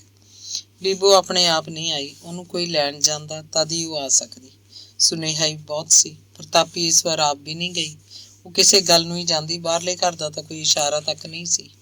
ਮੁੰਡਾ ਸਾਲ ਭਰ ਦਾ ਹੋ ਗਿਆ, ਸ਼ੂਸ਼ਕ ਨਹੀਂ ਰੱਖੀ ਗਈ। ਬੀਬੋ ਨੂੰ ਸਾਰਾ ਰੱਬ ਦੀਂਦਾ ਸੀ, ਉਹ ਨਰਾਦਰੀ ਹੋ ਕੇ ਜੋਗੀਪੁਰ ਕਿਵੇਂ ਆਉਂਦੀ। ਬੀਬੋ ਨੂੰ ਸ਼ੂਸ਼ਕ ਨਾ ਮਿਲਣ ਕਰਕੇ ਪ੍ਰਤਾਪੀ ਦੇ ਮਨ ਅੰਦਰ ਇੱਕ ਗੰਢ ਪੈਦਾ ਹੋ ਗਈ। ਇਹ ਉਹਦੀ ਬਹੁਤ ਵੱਡੀ ਬੇਇੱਜ਼ਤੀ ਸੀ। ਮਲਕਪੁਰ ਵਾਲਿਆਂ ਦੀ ਵੀ ਬੇਇੱਜ਼ਤੀ ਸੀ। ਗੱਜਣ ਨੂੰ ਤਾਂ ਜਿਵੇਂ ਕੁਝ ਯਾਦ ਹੀ ਨਾ ਹੋਵੇ, ਜਿਵੇਂ ਬਾਹਰਲੇ ਘਰ ਦਾ ਕੋਈ ਮਸਲਾ ਨਾ ਹੋਵੇ। ਉਹਨਾਂ ਦਾ ਤਾਂ ਖਰਚ ਬਚਿਆ ਹੋਇਆ ਸੀ। ਗੱਜਣ ਤੇ ਗੁਰਦੇਵ ਨੇ ਚੱਜ ਨਾਲ ਬੀਬੋ ਦੇ ਮੁੰਡੇ ਦਾ ਲਾਡ ਵੀ ਨਹੀਂ ਲਡਾਇਆ। ਗੱਜਣ ਇੱਕ ਵਾਰ ਸਬੱਬ ਨਾਲ ਅੰਦਰ ਘਰ ਆਇਆ, ਇੱਧਰ ਉੱਧਰ ਕੋਈ ਚੀਜ਼ ਲੱਭਦਾ ਫਿਰਦਾ ਸੀ। ਔਲ ਕੇ ਪਹਿਲਾਂ ਬੀਬੋ ਕੋਲ ਨਹੀਂ ਬੈਠਾ। ਬੀਬੋ ਮੁੰਡੇ ਨੂੰ ਦੁੱਧ ਚੁੰਘਾ ਕੇ ਹਟੀ ਸੀ। ਉਹ ਖਾਸੇ ਦਿਨਾਂ ਦਾ ਹੋ ਗਿਆ ਸੀ, ਅੱਖਾਂ ਝਮਕਣ ਲੱਗ ਪਿਆ ਸੀ। ਬੀਬੋ ਨੇ ਆਪ ਹੀ ਉੱਚਾ ਬੋਲ ਕੱਢ ਕੇ ਆਖਿਆ, ਨੰਜੂਆ ਉਹ ਦੇਖ ਵੇ, ਨਾਨਾ ਫਿਰਦਾ। ਨਾਨਾ ਸ਼ਬਦ ਸੁਣ ਕੇ ਗੱਜਣ ਬੀਬੋ ਕੋਲ ਆ ਗਿਆ ਤੇ ਜਿਵੇਂ ਮੁੰਡੇ ਦੇ ਬੁੱਲਾਂ ਨੂੰ ਹੱਥ ਲਾਉਣਾ ਉਹਦਾ ਫਰਜ਼ ਬਣ ਗਿਆ ਹੋਵੇ, ਬਸ ਇੰਨਾ ਹੀ ਬੋਲਿਆ। ਕਿਉਂ ਬਈ? ਬੀਬੋ ਚਾਹੁੰਦੀ ਸੀ ਬਾਪੂ ਉਹਨੂੰ ਆਪਣੀ ਗੋਦੀ 'ਚ ਲੈ ਲਵੇ, ਖਾਸਾ ਚਿਰ ਬੈਠਾ ਲੋਰੀਆਂ ਦਿੰਦਾ ਰਹੇ, ਪਰ ਨਾ, ਅਜਿਹਾ ਤਾਂ ਗੱਜਣ ਨੇ ਕੀਤਾ ਹੀ ਨਹੀਂ। ਕੁੜਤੇ ਦੀ ਅੰਦਰਲੀ ਜੇਬ 'ਚੋਂ ਮੋਮੀ ਕਾਗਜ਼ 'ਚ ਵਲੇਟੇ ਨੋਟਾਂ 'ਚੋਂ ਇੱਕ 10 ਦਾ ਨੋਟ ਕੱਢਿਆ, ਬੀਬੋ ਨੂੰ ਫੜਾ ਦਿੱਤਾ। ਲੈ ਭਾਈ, ਜਿਵੇਂ ਉਹ ਕਿਸੇ ਦੀ ਕੁੜੀ ਹੋਵੇ, ਪਿੰਡ ਦੀ ਜਾਂ ਸ਼ਰੀਕੇ 'ਚ ਕੋਈ ਕੁੜੀ, ਤੇ ਜਿਵੇਂ ਉਹਨੂੰ 10 ਰੁਪਈਏ ਦੇਣਾ ਉਹ ਫਰਜ਼ ਬਣਦਾ ਹੋਵੇ। ਇਹ ਮੋਹ ਅੰਦਰੋਂ ਫੁੱਟ ਕੇ ਨਿਕਲਿਆ ਮੋਹ ਨਹੀਂ ਸੀ। ਏਦਾਂ ਹੀ ਇੱਕ ਦਿਨ ਗੁਰਦੇਵ ਆ ਕੇ ਮੁੰਡੇ ਨੂੰ 10 ਰੁਪਏ ਦੇ ਗਿਆ ਸੀ। ਮੁੰਡੇ ਨੂੰ ਚੁੱਕ ਵੀ ਲਿਆ, ਭੂਆ ਦੀਆਂ 1-2 ਗਾਲਾਂ ਵੀ ਕੱਢਤੀਆਂ, ਬਸ ਮੁੰਡੇ ਦੀ ਕੋਈ ਭੂਆ ਨਹੀਂ। ਰਤਨੋ ਵੀ 2 ਕੁ ਵਾਰ ਆ ਗਈ ਸੀ।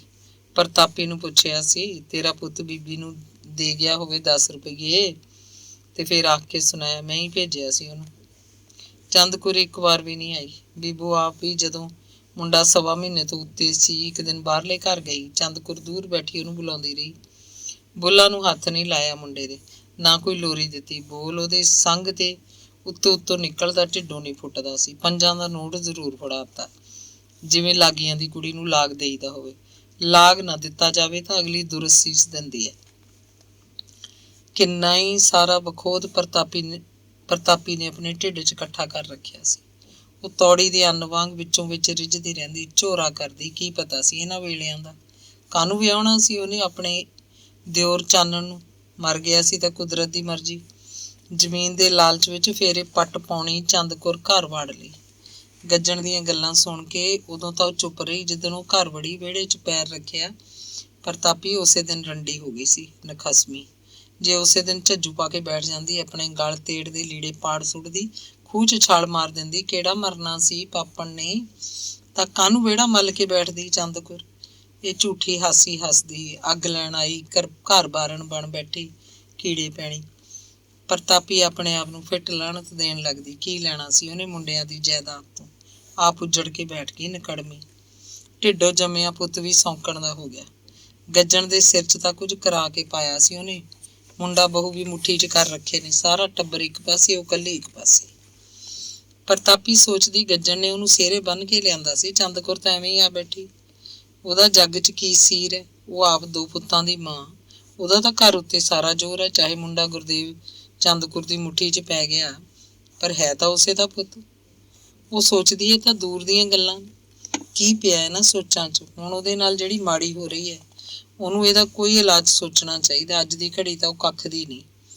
ਉਹਦੇ ਹੱਥ ਪੱਲੇ ਕੁਝ ਵੀ ਨਹੀਂ। ਕੁੜੀ ਨੂੰ ਸ਼ੂਸ਼ਕ ਦੇ ਕੇ ਨਾ ਤੋਰ ਸਕੀ। ਉਹਨੂੰ ਜਿਉਂਦੀ ਨੂੰ ਚੱਪਣੀ ਦੇ ਪਾਣੀ 'ਚ ਨੱਕ ਡੁੱਬ ਕੇ ਮਰ ਜਾਣਾ ਚਾਹੀਦਾ।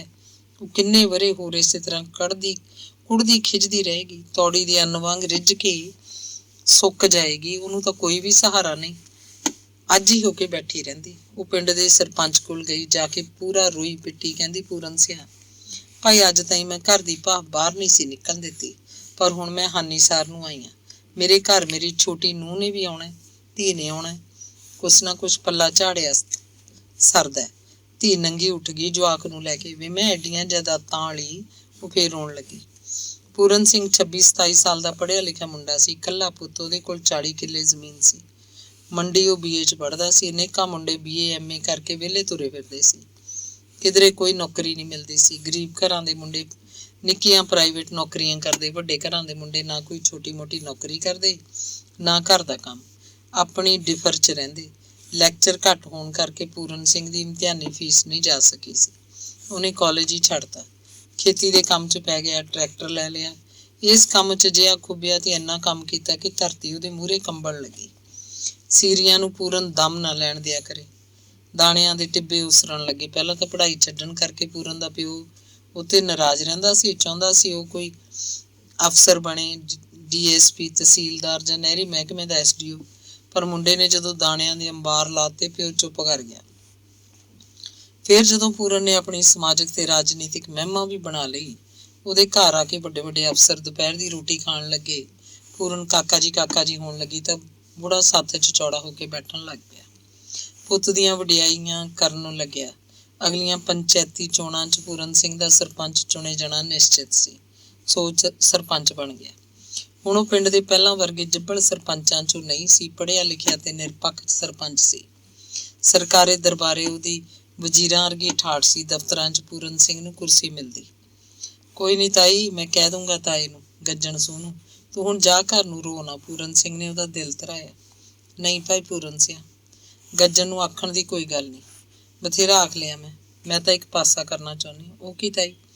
ਮੈਨੂੰ 4 ਕਿੱਲੇ ਜ਼ਮੀਨ ਦਵਾ, ਮੇਰਾ ਹੱਕ ਬਣਦਾ। ਡਲਿਆਂ ਦੇ ਸਿਰ ਤੇ ਮੈਂ ਆਪਦਾ ਘਰ ਤੋਰੀ ਜਾਊਂ। ਹਿੱਸੇ ਤੇ ਦੇਵਾਂ ਚਾਹੇ ਠੇਕੇ ਤੇ।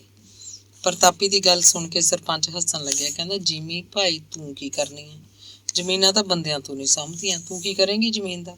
ਹਾਂ, ਮੇਰੇ ਦਿਮਾਗ 'ਚ ਇੱਕ ਹੋਰ ਗੱਲ ਆਉਂਦੀ ਹੈ। ਮੈਂ ਤਾਂ ਕਹਿੰਦਾ ਤੇਰੇ ਕਲੇਸ਼ ਮੁੱਕੇ ਬਾਰੇ ਤੂੰ ਦੱਸ ਦੇ ਭਾਈ, ਕਿਵੇਂ ਮਿਟਾਏਂਗਾ ਕਲੇਸ਼? ਤੇਰੇ ਦਾਣੇ ਬੰਨ ਦਿੰਦੇ ਆ। ਹਾੜੀ ਨੂੰ ਕਣਕ, ਸੌਣੀ ਨੂੰ ਨਰਮਾ, ਫਿਰ ਤਾਂ ਠੀਕ ਹੈ। ਮੇਰੇ ਘਰ ਭਾਈ ਨੂੰਹ ਨੇ ਵੀ ਆਉਣਾ, ਧੀ ਨੇ ਵੀ ਆਉਣਾ। ਉਹਨਾਂ ਦੀ ਝੋਲੀ ਮੈਂ ਕਣਕ ਨਰਮਾ ਤਾਂ ਨਹੀਂ ਪਾ ਦਿਆ ਕਰੂੰ। ਮੈਨੂੰ ਆਪ ਨੂੰ 100 ਬਿਮਾਰੀ ਹੈ, ਠਮਾਰੀ ਹੈ। ਪੈਸੇ ਬਿਨਾਂ ਕੀ ਬਣਦਾ? ਫਿਰ ਪਿੰਡ 'ਚ ਜਾਣਾ ਹੋਇਆ, ਮੈਂ ਗਵਾੜ ਸਾਰਾ ਪਿਆ। ਮੈਂ ਤਾਂ ਬੁੱਤ ਬਣ ਕੇ ਬਹਿ ਗਈ। ਪੈਸੇ ਬੰਨ ਦਿੰਦੇ ਆ ਤਾਈ। ਨਾ ਭਾਈ, ਮੈਨੂੰ ਤਾਂ ਹੋਰ ਕੁਛ ਮਨਜ਼ੂਰ ਨਹੀਂ। 6 ਮਹੀਨੇ ਮੈਂ ਜੱਟ ਦੇ ਬਾਹਰ ਹੱਥ ਅੱਡਣ ਨਹੀਂ ਜਾਣਾ। ਮੈਂ ਮੱਥੇ ਨਹੀਂ ਲੱਗਣਾ ਉਹਦੇ। ਗੂੰ ਦੀ ਚੀਚਲੀ ਨੂੰ ਰਾਣੀ ਬਣਾ ਕੇ ਬਹਿ ਗਿਆ। ਮੈਂ ਕੋਈ ਹੋਗੀ, ਮੈਨੂੰ ਤਾਂ ਭਾਈ ਜੀਵੀਂ ਦਵਾ। ਪੂਰਨ ਸਿੰਘ ਨੇ ਪ੍ਰਤਾਪੀ ਨੂੰ ਬਹੁਤ ਸਮਝਾਇਆ, ਪਰ ਉਹ ਆਪਣੀ ਗੱਲ ਤੇ ਅੜੀ ਸੀ। ਸਰਪੰਚ ਦੀ ਸਮਝ 'ਚ ਇਹ ਸੰਭਵ ਸੀ। ਫਿਰ ਉਹਨੇ ਇਹ ਕਹਿ ਕੇ ਉਹਨੂੰ ਆਪਣੇ ਘਰੋਂ ਤੋਰਿਆ। ਚੰਗਾ ਤਾਈ, ਮੈਂ ਗੱਲ ਕਰੂੰਗਾ, ਹੋਰ ਮੈਂਬਰਾਂ ਨੂੰ ਵੀ ਪੁੱਛ ਲੂੰਗਾ। ਦੇਖਦੇ ਹਾਂ ਗੱਜਣ ਸੂ ਮੰਨਦਾ ਕਿ ਨਹੀਂ। ਸਮਝਾਵਾਂਗੇ ਤਾਂ ਜ਼ਰੂਰ। ਫਿਰ ਦੇਖੋ, ਅਸੀਂ ਤੇਰੇ ਹੱਕ ਤੇ ਖੜੇ ਹਾਂ। ਤੂੰ ਮਾਂ ਹੈ ਸਾਡੀ। ਤੂੰ ਹੁਣ ਜਾ ਘਰ ਨੂੰ। ਆਪਦੇ ਚਿੱਤ ਨੂੰ ਦੁਖੀ ਨਾ ਕਰਿਆ ਕਰ, ਸ਼ਾਂਤੀ ਰੱਖ। ਬਸਿਆ ਮੂੰਹ ਲੈ ਕੇ ਪ੍ਰਤਾਪੀ ਘਰ ਨੂੰ ਚਲੀ ਗਈ। ਜਾਂਦੀ ਹੋਈ ਉਹ ਪੂਰਨ ਸਿੰਘ ਨੂੰ ਸੀਸਾਂ ਦਿੰਦੀ ਜਾ ਰਹੀ ਸੀ। ਅੰਗ 41ਵਾਂ। ਮਾਸਟਰ ਮਥੁਰਾ ਦਾਸ ਬੜਾ ਪੱਟੂ ਪੀਰ ਸੀ। ਉਹਦਾ ਧਿਆਨ ਹਮੇਸ਼ਾ ਕਮਾਈ ਵੱਲ ਰਹਿੰਦਾ। ਪੈਸਾ ਉਹਦਾ ਮੁੱਖ ਜੀਵਨ ਲਕਸ਼ ਸੀ। ਟਿਊਸ਼ਨ ਬਾਜੀ ਉਹ ਮਨ ਮਾਰ ਕੇ ਨਹੀਂ, ਮਨ ਖੋਲ ਕੇ ਕਰਦਾ। ਬਿਨਾਂ ਖੰਭਾਂ ਤੋਂ ਉੱਡਦਾ ਫਿਰਦਾ। ਅੱਕਦਾ ਥੱਕਦਾ ਨਹੀਂ ਸੀ। ਸਕੂਟਰ ਲੈ ਕੇ ਕਦੇ ਇੱਥੇ ਕਦੇ ਉੱਥੇ। ਸਵੇਰੇ 4 ਵਜੇ ਉੱਠਦਾ, ਹਾੜ ਸਿਆਲ ਹੋਵੇ ਨਾ, ਨਹਾ ਧੋ ਕੇ ਮਾੜਾ ਮੋਟਾ ਖਾ ਪੀ ਕੇ ਟਿਊਸ਼ਨਾਂ ਤੇ ਚੱਲ ਪੈਂਦਾ। ਰਾਤ ਨੂੰ 10-11 ਵਜੇ ਸੌਂਦਾ, ਹਾੜ ਹੋਵੇ ਸਿਆਲ ਹੋਵੇ। ਉਹ ਸਕੂਲ 'ਚ ਵੀ ਹਿਸਾਬ ਦਾ ਵਧੀਆ ਮਾਸਟਰ ਸੀ। ਉਹ ਹੋਰ ਟਿਊਸ਼ਨਿਸਟਾਂ ਰਾਹੀਂ ਮਾਸਟਰ ਨਹੀਂ ਸੀ ਕਿ ਘਰ ਵਿੱਚ ਦਿਨ ਰਾਤ ਟਿਊਸ਼ਨਾਂ ਪੜ੍ਹਾਉਣੀਆਂ, ਸਕੂਲ ਜਾ ਕੇ ਕਲਾਸ 'ਚ ਸੁੱਤੇ ਰਹਿਣਾ। ਮੁੰਡਿਆਂ ਦਾ ਰੌਲਾ ਕੰਨਾਂ 'ਚ ਪੈਣਾ ਹੀ ਨਾ। ਹੈਡ ਮਾਸਟਰ ਦੀ ਕੋਈ ਪਰਵਾਹ ਨਹੀਂ। ਕਲਾਸ ਦੇ ਮੁੰਡੇ ਚਾਹੇ ਗਾਲਾਂ ਕੱਢੀ ਜਾਣ, ਕੰਜਰ ਦਾ ਗੰਜਾ ਕੱਖ ਨਹੀਂ ਪੱਲੇ ਪਾਉਂਦਾ। ਮਾਸਟਰ ਮਥੁਰਾ ਦਾਸ ਅਜਿਹਾ ਨਹੀਂ ਸੀ। ਉਹ ਕਲਾਸ 'ਚ ਵੀ ਪੂਰੀ ਦੇਹ ਵੇਲਦਾ। ਆਪਣੇ ਸਕੂਲ ਦੇ ਕਿਸੇ ਵੀ ਵਿਦਿਆਰਥੀ ਨੂੰ ਉਹਨੇ ਕਦੇ ਟਿਊਸ਼ਨ ਲਈ ਨਹੀਂ ਆਖਿਆ ਸੀ। ਕੱਦ ਉਹਦਾ ਸਾਰਾ ਹੀ ਮਸਾਂ 5 ਫੁੱਟ 5 ਇੰਚ। ਗਹਿਰਾ ਸਰੀਰ, ਸਿਰ ਦੇ ਵਾਲ ਕਾਲੇ ਸਿਆਹ, ਸਿਹ ਦੇ ਤਕਲਿਆਂ ਨਾਲ ਖੜੇ ਰਹਿੰਦੇ। ਉਮਰ ਉਹਦੀ 40-42 ਤੋਂ ਉੱਤੇ ਹੋਏਗੀ। ਵੇਚਾ ਚੁਸਤ, ਛਿਲਕਾਂ ਦਾ ਘੋੜਾ ਜਿਹਾ, ਜਿਵੇਂ ਹੁਣ ਡਿੱਗਿਆ, ਪਰ ਉਹਦੇ ਅੰਗਾਂ 'ਚ ਸਪਰਿੰਗ ਲੱਗੇ ਸੀ। ਬਸ ਉੜਦਾ ਫਿਰਦਾ, ਬੋਲਦਾ ਬਹੁਤਾ ਪੱਟੂ ਪੀਰ। ਉਹਨੂੰ ਇਸ ਲਈ ਕਹਿੰਦੇ ਆ ਕਿ ਉਹ ਗੱਲਾਂ 'ਚ ਅਗਲੇ ਨੂੰ ਮਿੰਟਾਂ 'ਚ ਹੀ ਮਨਾ ਲੈਂਦਾ। ਉਹਦੀਆਂ ਦਲੀਲਾਂ ਅਲਜਬਰੇ ਜਮੈਟਰੀ ਵਰਗੀਆਂ ਹੁੰਦੀਆਂ। ਇੱਦਾਂ ਹੀ ਆਪਣੇ ਗੁਆਂਢੀ ਹਰਦੇਵ ਸਿੰਘ ਨੂੰ ਪੱਕਾ ਤਿਆਰ ਕਰ ਲਿਆ ਕਿ ਯੂਨੀਵਰਸਿਟੀ ਸਾਹਮਣੇ ਅਰਬਨ ਐਸਟੇਟ 'ਚ 2 ਪਲਾਟ ਖਾਲੀ ਪਏ ਹੈ। ਮਾਲਕ ਉਹਨਾਂ ਨੂੰ ਤੁਰੰਤ ਵੇਚਣਾ ਚਾਹੁੰਦਾ। 1 ਪਲਾਟ ਉਹ ਖਰੀਦ ਲਵੇ, 1 ਪਲਾਟ ਮਥੁਰਾ ਦਾਸ ਆਪ ਖਰੀਦ ਲਏਗਾ। ਵਕਤ ਪਾ ਕੇ ਉੱਥੇ ਕੋਠੀਆਂ ਬਣ ਜਾਣਗੀਆਂ। ਗੱਲ ਇਹ ਵੀ ਸੀ ਕਿ ਮਥੁਰਾ ਦਾਸ ਗੁਆਂਢੀ ਭਰਾ ਦੇ ਗਰਾਈ ਹੋਣ ਕਰਕੇ ਹਰਦੇਵ ਸਿੰਘ ਨਾਲ ਹਿੱਤ ਰੱਖਦਾ ਤੇ ਚਾਹੁੰਦਾ ਕਿ ਹਰਦੇਵ ਸਿੰਘ ਪਟਿਆਲੇ 'ਚ ਆਪਣਾ ਮਕਾਨ ਬਣਾਉਣ ਲਏ। ਉਹਦੀ ਡਿਊਟੀ ਬਿਜਲੀ ਬੋਰਡ ਦੇ ਹੈੱਡ ਆਫਿਸ 'ਚ ਹੈ। ਉਹਨੇ ਹੁਣ ਸਾਰੀ ਉਮਰ ਪਟਿਆਲੇ ਹੀ ਰਹਿਣਾ। ਜੇ ਸਾਰੀ ਉਮਰ ਪਟਿਆਲੇ ਰਹਿਣਾ ਤੇ ਆਪਣਾ ਮਕਾਨ ਕਿਉਂ ਨਾ ਹੋਵੇ। ਕਿਰਾਏ ਦੇ ਮਕਾਨਾਂ 'ਚ ਕਿੰਨੀ ਕੁ ਉਮਰ ਰਹੀ ਜਾਊਗੀ। ਪਰ ਵਿੱਚੋਂ ਗੱਲ ਹੋਰ ਸੀ। ਅਰਬਨ ਐਸਟੇਟ ਦੇ ਇਹਨਾਂ 2 ਪਲਾਟਾਂ ਦਾ ਮਾਲਕ 1 ਪਲਾਟ ਨਹੀਂ ਵੇਚਦਾ ਸੀ, ਦੋਵੇਂ ਪਲਾਟ ਇਕੱਠੇ ਵੇਚ ਰਿਹਾ ਸੀ। ਦੋਵੇਂ ਪਲਾਟ ਲੈਣ ਦੀ ਮਥੁਰਾ ਦਾਸ 'ਚ ਪਹੁੰਚ ਨਹੀਂ ਸੀ। ਉਹ ਤਾਂ 1 ਪਲਾਟ ਦਾ ਗਾਹਕ ਸੀ। ਦੂਜਾ ਗਾਹਕ ਉਹਨੇ ਆਪ ਖੜਾ ਕਰਨਾ ਸੀ, ਚਾਹੇ ਕੋਈ ਹੋਵੇ। ਤੇ ਹਰਦੇਵ ਸਿੰਘ ਦੂਜੇ ਗਾਹਕ ਵਜੋਂ ਵਧੀਆ ਨਿਸ਼ਾਨਾ ਸੀ। ਮਥੁਰਾ ਦਾਸ ਦਾ ਆਪਣਾ ਨਿਸ਼ਾਨਾ ਵੀ ਤੇ ਹਰਦੇਵ ਸਿੰਘ ਦਾ ਨਿਸ਼ਾਨਾ ਵੀ। ਮਥੁਰਾ ਦਾਸ ਕਹਿ ਰਿਹਾ ਸੀ ਕਿ ਉਹ ਇਹਨਾਂ ਪਲਾਟਾਂ ਉੱਤੇ ਆਪਣੀਆਂ ਕੋਠੀਆਂ ਬਣਾਉਣਗੇ, ਪਰ ਇਹ ਪੱਕੀ ਗੱਲ ਨਹੀਂ ਸੀ। ਇਹ ਕਹਿ ਕੇ ਉਹਨੇ ਹਰਦੇਵ ਸਿੰਘ ਨੂੰ ਤਿਆਰ ਕਰਨਾ ਸੀ। ਖਬਰੇ ਮਥੁਰਾ ਦਾਸ ਨੇ ਕੋਠੀ ਬਣਾਉਣੀ ਸੀ ਜਾਂ ਇਹ ਪਲਾਟ ਗਾਂ ਕਦੇ ਨਫਾ ਕੱਢ ਕੇ ਵੇਚ ਦੇਣਾ ਸੀ। ਉਹਦੇ ਕੋਲ ਪਟਿਆਲੇ 'ਚ ਵੱਖ-ਵੱਖ 2 ਪਲਾਟ ਪਹਿਲਾਂ ਵੀ ਸੀ। ਆਪਣੀ ਕੋਠੀ ਉਹਨੇ ਕੀ ਪਤਾ ਕਿੱਥੇ ਪਾਉਣੀ ਸੀ। ਹਰਦੇਵ ਕਹਿੰਦਾ, ਪਰ ਮਥੁਰਾ ਦਾਸ ਯਾਰ, ਇੰਨੇ ਪੈਸੇ ਇਕੱਠੇ ਕਿੱਥੋਂ ਕਰੀਏ ਹੁਣ? ਪੈਸਿਆਂ ਨੂੰ ਕੀ ਹੈ, ਹੋ ਜਾਣਗੇ। ਅੱਧ ਪਚੱਧ ਤਾਂ ਕਰੇਂਗਾ ਹੀ। 2-4 ਮਿੱਤਰ ਹੋਣਗੇ ਤੇਰੇ ਦਫ਼ਤਰ ਦੇ, ਉਹਨਾਂ ਤੋਂ ਫੜ ਲੈ। ਪਿੰਡ ਨੂੰ ਜਾ, ਪਿਓ ਤੋਂ ਲੈ ਕੇ ਆ, ਹੋ ਗਈ ਬਸ ਰਕਮ ਪੂਰੀ। ਮਥੁਰਾ ਦਾਸ ਨੇ ਸੁਝਾਅ ਦਿੱਤਾ। ਪਿਓ ਤੋਂ? ਹਾਂ, ਤੁਸੀਂ 2 ਹੀ ਭਾਈ ਹੋ, ਹੋਰ ਤਾਂ ਨਹੀਂ ਕੋਈ? ਵੱਡਾ ਭਾਈ ਇਕੱਲਾ ਖਾਈ ਜਾਂਦਾ ਹੈ। ਭੇਜਿਆ ਤੈਨੂੰ ਕਦੇ ਕੋਈ ਪੈਸਾ? 20 ਕਿੱਲੇ ਦੱਸਦਾ ਹੁੰਦਾ ਤੇਰਾ ਹਿੱਸਾ। ਫੇਰ ਪਿਓ ਬੈਠਾ ਹਾਲੇ ਤਾਂ, ਇਸੇ ਕਰਕੇ ਕਿਹਾ ਤੈਨੂੰ ਪਿਓ ਹੈਗਾ ਬਈ। ਉਹਨੂੰ ਤਾਂ ਇੱਕੋ ਜੇ ਦੋਵੇਂ 20,000 ਲਿਆ, 15 ਲਿਆ, ਚੱਲ 10,000 ਸਹੀ, ਕੁਛ ਤਾਂ ਦੇਣਗੇ। ਤੂੰ ਜਾ ਤਾਂ ਸਹੀ, ਸੰਗਦਾ ਕਿਉਂ ਹੈ ਤੀਵੀਂ ਵਾਂਗੂ? ਗੱਲ ਤਾਂ ਮਥੁਰਾ ਦਾਸ ਤੇਰੀ ਠੀਕ ਹੈ, ਮਨ ਲੱਗਦੀ ਹੈ। ਪਿੰਡ 2 ਘਰ ਨੇ ਸਾਡੇ, ਇੱਕ ਅੰਦਰਲਾ ਪੁਰਾਣਾ ਹੈ, ਬਾਹਰਲਾ ਨਵਾਂ ਘਰ ਹੈ। ਥੋੜੇ ਸਾਲ ਹੀ ਹੋਇਆ ਪਾਏ ਨੂੰ, ਮੈਂ ਕਿਹੜਾ ਉੱਥੇ ਰਹਿਣਾ। ਉਹਨਾਂ ਦੋਹੇ ਘਰਾਂ ਦਾ ਮਾਲਕ ਵੱਡਾ ਭਾਈ ਗੁਰਦੇਵ ਸਿੰਘ ਹੀ ਬਣੂਗਾ। ਇਹੀ ਤਾਂ ਕਹਿੰਦਾ ਮੈਂ। ਤੂੰ ਆਪਦੀ ਇੱਥੇ ਬਣਾ ਕੋਠੀ, ਸ਼ਾਨਦਾਰ, ਪੂਰੀ ਆਲੀਸ਼ਾਨ, ਸਰਦਾਰਾਂ ਵਾਲੀ ਟੌਰ ਕੱਢ ਕੇ ਘੇਰਾ। ਜਾ ਪਿੰਡ ਨੂੰ ਪਾਂਦਾ ਨਾ ਪੁੱਛ। ਉਹ ਯਾਰ ਕੁਛ ਤਾਂ ਲੜੂਗਾ ਹੀ ਬਾਪੂ। ਚੱਲ ਖੈਰ, ਪਿੰਡ ਤਾਂ ਮੈਂ ਜਾ ਆਉਣਾ, ਤੇਰੀ ਠੀਕ ਹੈ ਗੱਲ, ਪਰ ਦਫ਼ਤਰ ਦੇ ਬੰਦੇ ਹਾਂ ਹੈਗੇ 2-3 ਦੇ ਵੀ ਦੇਣਗੇ, ਪਰ ਯਾਰ ਮੋੜਾਂਗੇ ਕਿਵੇਂ? ਤੂੰ ਤਾਂ ਭੋਲਾ ਹੈ। ਜਦੋਂ ਕਾਰਜ ਕਰਨਾ ਹੋਵੇ ਨਾ ਕੋਈ, ਦਿਲ ਕੱਢ ਕੇ ਤੁਰੇ ਬੰਦਾ, ਪੈਸਾ ਪੈਰ ਲਾ ਕੇ ਤੁਰਿਆ ਹੁੰਦਾ। ਐਵੇਂ ਹੀ ਮੋੜਨ ਵੇਲੇ ਪਤਾ ਹੀ ਨਹੀਂ ਲੱਗਦਾ ਕਦੋਂ ਮੋੜਿਆ ਗਿਆ। ਤੂੰ ਯਾਰ ਤਨਖਾਹਦਾਰ ਬੰਦਾ ਹੈ, ਫਿਰ ਵਿਸਵੇਦਾਰ 2 ਡਲੇ ਮਿੱਟੀ ਹੈ ਤੇਰੇ ਕੋਲ। ਜੱਟ ਤਾਂ ਸੁਹਾਗੇ ਚੜਿਆ ਮਾਨ ਨਹੀਂ ਹੁੰਦਾ। ਮਨਜੀਤ ਵੀ ਕਮਾਉਂਦੀ ਹੈ ਹੁਣ ਤਾਂ, ਕੁਛ ਤਾਂ ਪੱਲਾ ਝਾੜਦੀ ਹੋਊ, ਪ੍ਰੋਫੈਸਰ ਹੈ ਫਿਰ ਵੀ। ਹਰਦੇਵ ਤੇ ਮਨਜੀਤ ਦੋਵੇਂ ਹੱਸ ਪਏ। ਹਰਦੇਵ ਕਹਿੰਦਾ, ਪ੍ਰੋਫੈਸਰ 3 ਪੀਰੀਅਡ ਪੜ੍ਹਾ ਕੇ ਆਉਂਦੀ ਹੈ, ਰੁਪਈਆ ਸਾਰਾ 1500 ਦਿੰਦੀ ਹੈ। ਟੁੱਟਿਆ ਜਾਂ ਕਾਲਜ ਹੈ, ਇਹ ਨਹੀਂ ਪਤਾ ਕਦੋਂ ਹਟਾ ਦੇਣੇ ਨੂੰ। ਬਸ ਸੈਰ ਸਪਾਟਾ ਕਰ ਆਉਂਦੀ ਹੈ, ਇਹਦਾ ਆਪਦਾ ਖਰਚ ਪੂਰਾ ਹੋ ਜਾਂਦਾ। ਜੁੱਤੀ ਜੱਪੇ ਦਾ ਇੰਨਾ ਹੈ ਬਈ ਮੈਨੂੰ ਅਕਾਬਾਜੀ ਨਹੀਂ। ਉਹ ਜਿਹੜੀ ਤੈਨੂੰ ਅਕਾਬਾਜੀ ਨਹੀਂ, ਇਹ ਵੀ ਕਮਾਈ ਹੈ ਭਾਈ।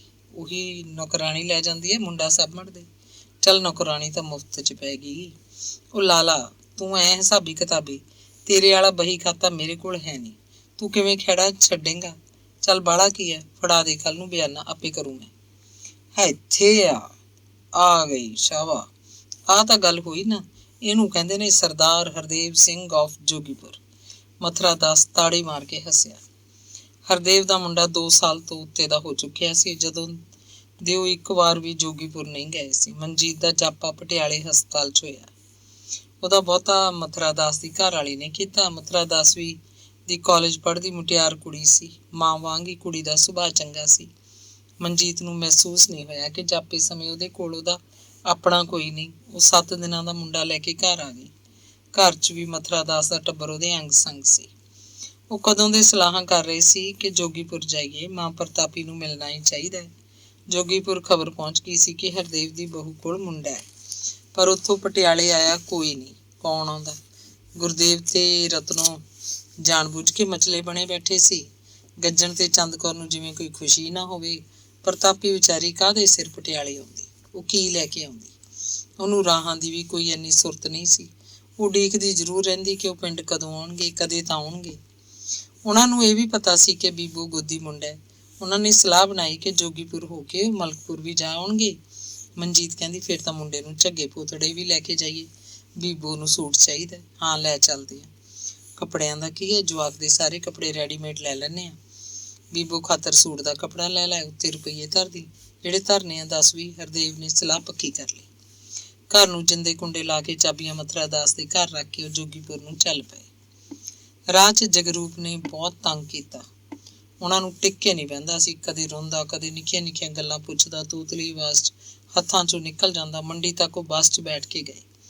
ਆਪਣੀਆਂ ਅਜੀਬ ਹਰਕਤਾਂ ਨਾਲ ਉਹ ਅੱਗੇ ਪਿੱਛੇ ਬੈਠੀਆਂ ਸਵਾਰੀਆਂ ਦਾ ਧਿਆਨ ਵੀ ਖਿੱਚਦਾ। ਜਵਾਕ ਨੂੰ ਨਾਲ ਲੈ ਕੇ ਸਫ਼ਰ ਕਰਨ ਦਾ ਇਹ ਉਹਨਾਂ ਦਾ ਪਹਿਲਾ ਮੌਕਾ ਸੀ।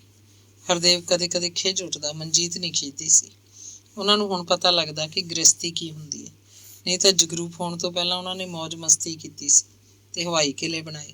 ਹਵਾਈ ਕਿਲੇ ਤਾਂ ਹੁਣ ਵੀ ਉਸਾਰਦੇ ਜਗਰੂਪ ਦੇ ਭਵਿੱਖ ਨੂੰ ਲੈ ਕੇ। ਉਹ ਡਾਕਟਰ ਬਣੇਗਾ, ਉਹ ਇੰਜੀਨੀਅਰ ਬਣੇਗਾ। ਹਰਦੇਵ ਹੱਸਦਾ। ਜੇ ਹੋਰ ਕੁਛ ਨਾ ਬਣ ਸਕਿਆ ਤਾਂ ਸਕੂਲ ਮਾਸਟਰ ਬਣੂਗਾ। ਮਾਸਟਰ ਮਥੁਰਾ ਦਾਸ? ਉਹ ਵੀ ਹੱਸਣ ਲੱਗਦੀ। ਨਹੀਂ, ਮਾਸਟਰ ਹਰੀ ਚੰਦ। ਹਰਦੇਵ ਹੋਰ ਉੱਚਾ ਹੱਸਦਾ। ਹਰੀ ਚੰਦ ਮੰਡੀ ਵਾਲਾ ਸਿੰਘ ਦਾ ਇੱਕ ਪ੍ਰਾਇਮਰੀ ਮਾਸਟਰ ਸੀ। ਰਿਟਾਇਰ ਹੋ ਚੁੱਕਿਆ ਸੀ। ਕਵਿਤਾ ਦੀ ਮਾੜੀ ਮੋਟੀ ਤੁਕਬੰਦੀ ਕਰ ਲੈਂਦਾ। ਹੱਥ 'ਚ ਖੁੰਡੀ ਫੜ ਕੇ ਸਾਰਾ ਦਿਨ ਗਲੀਆਂ ਬਾਜ਼ਾਰਾਂ 'ਚ ਮੰਗਤਿਆਂ ਵਾਂਗ ਤੁਰਿਆ ਫਿਰਦਾ। ਕਿਸੇ ਵੀ ਪੁਰਾਣੇ ਅਖਬਾਰ ਦੀ ਪੂਣੀ ਬਣਾ ਕੇ ਕੱਚ ਦੇ ਲੈਂਦਾ। ਨਿਗਾਹ ਬਹੁਤ ਘਟ ਗਈ ਸੀ। ਮੁੱਠੀ ਦੀ ਕੋਕਲੀ ਜਿਹੀ ਬਣਾ ਕੇ ਅੱਖ ਨਾਲ ਲਾਉਂਦਾ। ਦੂਰ ਦੀਆਂ ਚੀਜ਼ਾਂ ਦੀ ਨਿਰਖ ਪਰਖ ਕਰਦਾ, ਜਿਵੇਂ ਕਿ ਦੂਰਬੀਨ ਵਿੱਚ ਦੀ ਝਾਕਦਾ ਹੋਵੇ। ਮੰਡੀ 'ਚ ਕਿਸੇ ਵੀ ਘਰ ਵਿਆਹ ਹੁੰਦਾ, ਚਾਹੇ ਬੁੜਾ ਬੁੜੀ ਮਰੇ ਦਾ ਭੋਗ, ਹਰੀ ਚੰਦ ਹਾਜ਼ਰ ਹੁੰਦਾ। ਹਰ ਘਰੋਂ ਨੂੰ 4 ਲੱਡੂਆਂ ਦਾ ਲਿਫਾਫਾ ਤੇ 1 ਰੁਪਈਆ ਮਿਲ ਜਾਂਦਾ। ਉਹਦੇ ਲਈ ਜ਼ਿੰਦਗੀ ਦਾ ਸਭ ਤੋਂ ਵੱਡਾ ਦੁੱਖ ਇਹ ਸੀ ਕਿ ਉਹਦੀ ਕਵਿਤਾ ਕੋਈ ਨਹੀਂ ਸੁਣਦਾ ਸੀ। ਮੰਡੀ ਪਹੁੰਚ ਕੇ ਉਹ ਬੱਸ ਅੱਡੇ ਤੇ ਨਹੀਂ ਗਏ।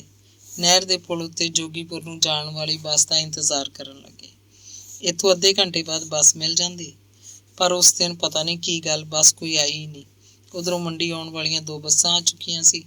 ਜਗਰੂਪ ਨੇ ਅੱਡਾ ਅਕਲਕਾਨ ਕੀਤਾ ਹੋਇਆ ਸੀ। ਜੋਗੀਪੁਰ ਦੀਆਂ ਬਹੁਤ ਸਵਾਰੀਆਂ ਸੀ। ਬੁੜੇ ਬੁੜੀਆਂ, ਜਵਾਕ ਤੇ ਜਵਾਨ ਔਰਤਾਂ। ਬੈਠਣ ਨੂੰ ਕਿਤੇ ਥਾਂ ਨਹੀਂ ਸੀ ਦਿਸਦਾ। ਫੇਰ ਵੀ ਰੇੜੇ ਵਾਲੇ ਹਾਕਾਂ ਮਾਰ ਮਾਰ ਕੇ, ਚਲੋ ਜੋਗੀਪੁਰ, ਜੋਗੀਪੁਰ ਵਾਲੇ ਆ ਜਾਓ ਬਈ। ਪੁਲ ਉੱਤੇ ਸਵਾਰੀਆਂ ਵੀ ਸੀ। ਫਟਾਫਟ ਚੜ੍ਹ ਗਈਆਂ। ਉੱਤੇ ਜਾ ਕੇ ਉਹਨਾਂ ਨੇ ਪਤਾ ਨਹੀਂ ਕਿੱਥੋਂ ਆਪਣਾ ਥਾਂ ਬਣਾ ਲਿਆ ਸੀ। ਹਰਦੇਵ ਸਟੀਅਰਿੰਗ ਫੜੀ ਬੈਠੇ ਬੰਦੇ ਵੱਲ ਝਾਕ ਰਿਹਾ ਸੀ। ਡਰਾਈਵਰ ਨੇ ਪੁੱਛਿਆ, ਜੋਗੀਪੁਰ ਭਾਈ ਸਾਹਿਬ? ਹਾਂ, ਪਰ ਬਿਠਾਏਗਾ ਕਿੱਥੇ? ਹਰਦੇਵ ਨੇ ਉੱਚਾ ਬੋਲ ਕੱਢਿਆ। ਪੀਟਰ ਇੰਜਨ ਧੀਮਾ ਧੀਮਾ ਚੱਲ ਰਿਹਾ ਸੀ। ਉਹ ਥਾਂ ਸਭ ਹੋ ਜੂ, ਤੁਸੀਂ ਆਓ ਇੱਥੇ ਮੇਰੇ ਨਾਲ। ਉਹਨੇ ਆਪਣੀ ਸੀਟ ਅੱਧੀ ਛੱਡਤੀ ਤੇ ਫਿਰ ਬੋਲਿਆ, ਤੂੰ ਭੈਣੇ ਇੱਥੋਂ ਦੀ ਹੋ ਜਾ, ਉੱਤੇ ਚੱਲ। ਤਾਂ ਬੈਠੇ ਬੰਦਿਆਂ ਵੱਲ ਉਹ ਗਰਦਨ ਭੁਆ ਕੇ ਝਾਕਿਆ ਤੇ ਬੋਲਿਆ, ਆਹ ਮੁੰਡਾ ਫੜਿਓ ਯਾਰ, ਬੀਬੀ ਦਾ ਟੈਚੀ ਵੀ ਲੈ ਲਓ। ਆਹ ਬੈਗ ਇੱਧਰ ਫੜ ਕੇ ਬਹਿ ਜਾ। ਭਾਈ ਸਾਹਿਬ ਚੱਕ ਮੇਰੇ ਭਾਈ। ਟੈਚੀ, ਮੁੰਡਾ ਤੇ ਮਨਜੀਤ ਉਤਲਿਆਂ ਨੇ ਸਾਂਭ ਲਏ। ਹਰਦੇਵ ਡਰਾਈਵਰ ਦੀ ਸੀਟ ਉੱਤੇ ਭੋਰਾ ਕੁ ਥਾਂ ਝੜਕ ਗਿਆ। ਉਹਨੇ ਇੱਕ ਹੱਥ ਪਿਛਲੀ ਫੱਟੀ ਨੂੰ ਪਾ ਲਿਆ ਤੇ ਦੂਜੇ ਹੱਥ ਨਾਲ ਸੀਟ ਫੜ ਲਈ। ਬੈਗ ਮੋਢੇ ਲਟਕ ਰਿਹਾ ਸੀ। ਹਰਦੇਵ ਨੇ ਦੇਖਿਆ, ਇਹ ਪੀਟਰ ਜਿਹੜਾ ਨਵੀਂ ਚੀਜ਼ ਹੀ ਸੀ। ਜੀਪ ਦਾ ਪੁਰਾਣਾ ਜੁਗਾੜ ਲੈ ਕੇ ਉਹ ਪੀਟਰ ਇੰਜਣ ਫਿੱਟ ਕਰ ਰੱਖਿਆ ਸੀ। 4 ਪਹੀਏ ਉਹੀ ਜੀਪ ਵਾਲੇ। ਇੰਜਣ ਦੀ ਪੁਲੀ ਉੱਤੇ ਪਟਾ ਚੜ੍ਹਦਾ ਤੇ ਇੱਕ ਹੋਰ ਪੁਲੀ ਨੂੰ ਘੁਮਾ ਕੇ ਪਹੀਏ ਤੋਰਦਾ। ਲੱਕੜ ਦੀ ਬੋਡੀ 3 ਪਾਸੇ ਸੀਟਾਂ ਬਣਾ ਕੇ ਜੜੀ ਹੋਈ ਸੀ। ਸੀਟਾਂ ਤੋਂ ਬਿਨਾਂ ਵੀ ਬੇਸ਼ੁਮਾਰ ਸਵਾਰੀਆਂ ਇੱਧਰ ਉੱਧਰ ਜਿੱਥੇ ਵੀ ਨਹੁੰ ਅੜਦਾ ਲਟਕ ਜਾਂਦੀਆਂ। ਪੀਟਰ ਜਿਹੜਾ ਪੂਰਾ ਭੱਜਦਾ, ਇਹਦਾ ਨਾ ਕੋਈ ਡਰਾਈਵਿੰਗ ਲਾਇਸੈਂਸ ਤੇ ਨਾ ਸਵਾਰੀਆਂ ਢੋਣ ਦੀ ਕੋਈ ਕਾਨੂੰਨੀ ਮਨਜ਼ੂਰੀ। ਟ੍ਰੈਫਿਕ ਪੁਲਿਸ ਨੂੰ ਮਹੀਨਾ ਦਿੱਤਾ ਕਾਫੀ ਸੀ। अंग 42वां। ਉਹ ਪਹਿਲਾਂ ਅੰਦਰਲੇ ਘਰ ਗਏ, ਸੋਚਿਆ ਸੀ ਮਾਂ ਕੋਲ ਚਾਹ ਪੀਣਗੇ, 2-4 ਗੱਲਾਂ ਕਰਨਗੇ, ਫਿਰ ਦਿਨ ਤੇ ਛਪਾ ਨਾਲ ਬਾਹਰਲੇ ਘਰ ਚਲੇ ਜਾਣਗੇ। ਰਾਤ ਦੀ ਰੋਟੀ ਬਾਹਰਲੇ ਘਰ ਹੀ ਖਾਣਗੇ, ਉੱਥੇ ਹੀ ਰਾਤ ਕੱਟਣਗੇ। ਰਾਤ ਨੂੰ ਜੁਬੜਾਂ 'ਚ ਬੈਠ ਕੇ ਪਹਿਲਾਂ ਇੱਧਰ ਉੱਧਰ ਦੀਆਂ ਗੱਲਾਂ ਕਰਨਗੇ, ਫਿਰ ਰੁਪਈਆਂ ਦੀ ਗੱਲ ਛੇੜ ਲੈਣਗੇ। ਉਸ ਵਕਤ ਸੂਰਜ ਪੱਛਮ 'ਚ ਥੱਲੇ ਨੂੰ ਉਤਰ ਰਿਹਾ ਸੀ। ਫੱਗਣ ਚੇਤ ਦਾ ਮਹੀਨਾ। ਇਹਨਾਂ ਦਿਨਾਂ 'ਚ ਕਣਕ ਪੂਰੇ ਜੋਬਨ ਤੇ ਹੁੰਦੀ ਹੈ। ਕਿਸਾਨਾਂ ਨੂੰ ਖੇਤਾਂ 'ਚ ਤੱਦੀ ਦੇ ਕੰਮ ਨਹੀਂ ਹੁੰਦੇ, ਆਮ ਤੌਰ ਤੇ ਉਹ ਘਰੇ ਮਿਲ ਜਾਂਦੇ। ਅੰਦਰਲੇ ਘਰ ਦਾ ਬਾਹਰਲਾ ਕੁੰਡਾ ਲੱਗਿਆ ਹੋਇਆ ਸੀ। ਸਾਫ਼ ਸੀ, ਮਾਂ ਘਰ ਨਹੀਂ, ਪਰ ਹੈ ਇੱਥੇ। ਕਿਧਰੇ ਕਿਸੇ ਦੇ ਘਰ ਬੈਠੀ ਹੋਊਗੀ। ਗੁਆਂਢੀ ਬੁੜੀ ਨੇ ਦੱਸਿਆ ਕਿ ਪ੍ਰਤਾਪੀ ਪਿੰਡ 'ਚ ਕਿਧਰੇ ਕਿਸੇ ਕੰਮ ਲਈ ਗਈ ਹੋਈ ਹੈ। ਉਹ ਕੁੰਡਾ ਖੋਲਣ ਤੇ ਅੰਦਰ ਬੈਠਕ 'ਚ ਬੈਠ ਜਾਣ, ਬਿੰਦ ਝੱਟ ਨੂੰ ਆ ਜਾਊਗੀ। ਹਰਦੇਵ ਨੇ ਕੁੰਡਾ ਨਹੀਂ ਖੋਲਿਆ, ਖੜਾ ਰਿਹਾ। ਬਾਹਰ 'ਚ ਖੜਾ ਹੀ ਮਾਂ ਨੂੰ ਉਡੀਕਣ ਲੱਗਿਆ। ਜਗਰੂਪ ਮਨਜੀਤ ਦੀ ਗੋਦੀਓਂ ਥੱਲੇ ਉਤਰ ਕੇ ਖੇਡਣ ਦੀ ਰਿਆੜ ਕਰ ਰਿਹਾ ਸੀ। ਗਲੀ ਦਾ ਥਾਂ ਗੰਦਾ ਤੇ ਚਿੱਕੜ ਵਾਲਾ ਸੀ ਤੇ ਮਨਜੀਤ ਚਾਹੁੰਦੀ ਸੀ ਉਹ ਗੋਦੀ 'ਚ ਹੀ ਰਹੇ, ਪਰ ਉਹ ਕੀ ਕਰਦੀ, ਉਹ ਤਾਂ ਹੱਥਾਂ 'ਚੋਂ ਨਿਕਲ ਜਾਂਦਾ ਸੀ। ਹਰਦੇਵ ਨੇ ਦਰਵਾਜ਼ੇ ਦਾ ਕੁੰਡਾ ਖੋਲ੍ਹ ਲਿਆ। ਤਖਤੇ ਅੰਦਰ ਨੂੰ ਧੱਕੇ। ਅੰਦਰਲਾ ਥਾਂ ਬਹੁਤ ਸੁਸਗ ਸੀ, ਜਿਵੇਂ ਕਿਸੇ ਨੇ ਕਦੇ ਦਰਵਾਜ਼ੇ 'ਚ ਸੂਹਣ ਮਾਰੀ ਨਾ ਹੋਵੇ, ਜਿਵੇਂ ਇੱਥੇ ਕਦੀ ਕੋਈ ਬੈਠਾ ਹੀ ਨਾ ਹੋਵੇ। ਬੈਠਕ ਦਾ ਬਾਰ ਖੁੱਲ੍ਹਾ ਸੀ। ਅੰਦਰ ਹੋਇਆ ਤਾਂ ਦੇਖਿਆ ਬੈਠਕ ਜਿਵੇਂ ਸੁੰਨੀ ਸਰਾਂ ਹੋਵੇ। ਇੱਕ ਗੋਲਾ ਕਬੂਤਰ ਖੰਭਾਂ ਨੂੰ ਫੜਫੜਾ ਕੇ ਉਹਦੇ ਕੰਨ ਕੋਲ ਦੀ ਛੂੰ ਕਰਕੇ ਬਾਹਰ ਉੱਡ ਗਿਆ। ਮਨਜੀਤ ਹਾਲੇ ਬਾਹਰ ਹੀ ਖੜੀ ਸੀ। ਉਹ ਦਰਵਾਜ਼ੇ 'ਚ ਆਈ, ਕਹਿਣ ਲੱਗੀ, ਚਲੋ ਉੱਧਰ ਚੱਲਦੇ ਆ, ਇੱਧਰ ਫੇਰ ਆ ਜਾਵਾਂਗੇ। ਹਰਦੇਵ ਨੇ ਦਰਵਾਜ਼ੇ ਦਾ ਬਾਹਰਲਾ ਕੁੰਡਾ ਉਵੇਂ ਲਾਤਾ। ਬਾਹਰਲੇ ਘਰ ਨੂੰ ਜਾਣ ਵੇਲੇ ਮਨਜੀਤ ਨੇ ਜਗਰੂਪ ਨੂੰ ਥੱਲੇ ਉਤਾਰਤਾ। ਕਿਹਾ, ਚੱਲ ਜੁੱਪੀ, ਤੁਰ ਕੇ ਚੱਲ। ਉਹ ਨਿੱਕੀਆਂ ਨਿੱਕੀਆਂ ਪਲੰਘਾਂ ਪੁੱਟਣ ਲੱਗਿਆ। ਉਹਦਾ ਸਾਰਾ ਸਰੀਰ ਡਿੱਕ ਡੋਲੇ ਖਾ ਰਿਹਾ ਸੀ, ਜਿਵੇਂ ਹੁਣੇ ਡਿੱਗਿਆ। ਹਰਦੇਵ ਟੈਚੀ ਤੇ ਬੈਗ ਫੜ ਕੇ ਅੱਗੇ ਅੱਗੇ ਤੁਰਿਆ ਜਾ ਰਿਹਾ ਸੀ। ਜਗਰੂਪ ਰੋਣ ਲੱਗ ਪਿਆ। ਉਹ ਥੱਕ ਗਿਆ ਸੀ। ਮਨਜੀਤ ਨੇ ਉਹਨੂੰ ਗੋਦੀ ਚੱਕ ਲਿਆ। ਕਾਲੇ ਕਦਮੀ ਤੁਰਨ ਲੱਗੀ। ਬਾਹਰਲੇ ਘਰ ਦਾ ਬਾਰ ਖੁੱਲ੍ਹਾ ਸੀ। ਚੰਦਕੁਰ ਪਤਾ ਨਹੀਂ ਕਿੱਥੇ ਸੀ। ਰਤਨੋਂ ਵਿਹੜੇ 'ਚ ਬੈਠੀ ਸਰੋਂ ਦਾ ਸਾਗ ਚੀਰ ਰਹੀ ਸੀ। ਚੀਰਨੀ ਥਾਂ ਦੀ ਥਾਂ ਰੱਖ ਕੇ ਉਹ ਖੜੀ ਹੋ ਗਈ ਤੇ ਮਨਜੀਤ ਨੂੰ ਜੱਫੀ ਪਾ ਕੇ ਮਿਲੀ। ਜਗਰੂਪ ਨੂੰ ਫੜ ਲਿਆ ਤੇ ਹਿੱਕ ਨਾਲ ਲਾ ਕੇ ਪਿਆਰ ਕਰਨ ਲੱਗੀ। ਹਰਦੇਵ ਤੇ ਮਨਜੀਤ ਖੜੇ ਮੁਸਕਰਾ ਰਹੇ ਸੀ। ਵਿਹੜੇ ਦੀ ਕੰਧ ਨਾਲ ਖੜਾ ਮੰਜਾ ਹਰਦੇਵ ਨੇ ਆਪ ਹੀ ਡਾਹ ਲਿਆ ਤੇ ਬੈਠ ਗਿਆ। ਮਨਜੀਤ ਪੀੜ੍ਹੀ ਉੱਤੇ ਬੈਠ ਗਈ। ਉਹ ਇੱਕ ਦੂਜੇ ਦੀ ਸੁੱਖ ਸਾਂਦ ਪੁੱਛਣ ਲੱਗੀਆਂ। ਜਗਰੂਪ ਹਰਦੇਵ ਵੱਲ ਔਲਿਆ ਤਾਂ ਮੁੰਡਾ ਹਰਦੇਵ ਨੂੰ ਫੜਾ ਕੇ ਰਤਨੋਂ ਕਹਿੰਦੀ, ਪਹਿਲਾਂ ਚਾਹ ਧਰਦੇ ਆ।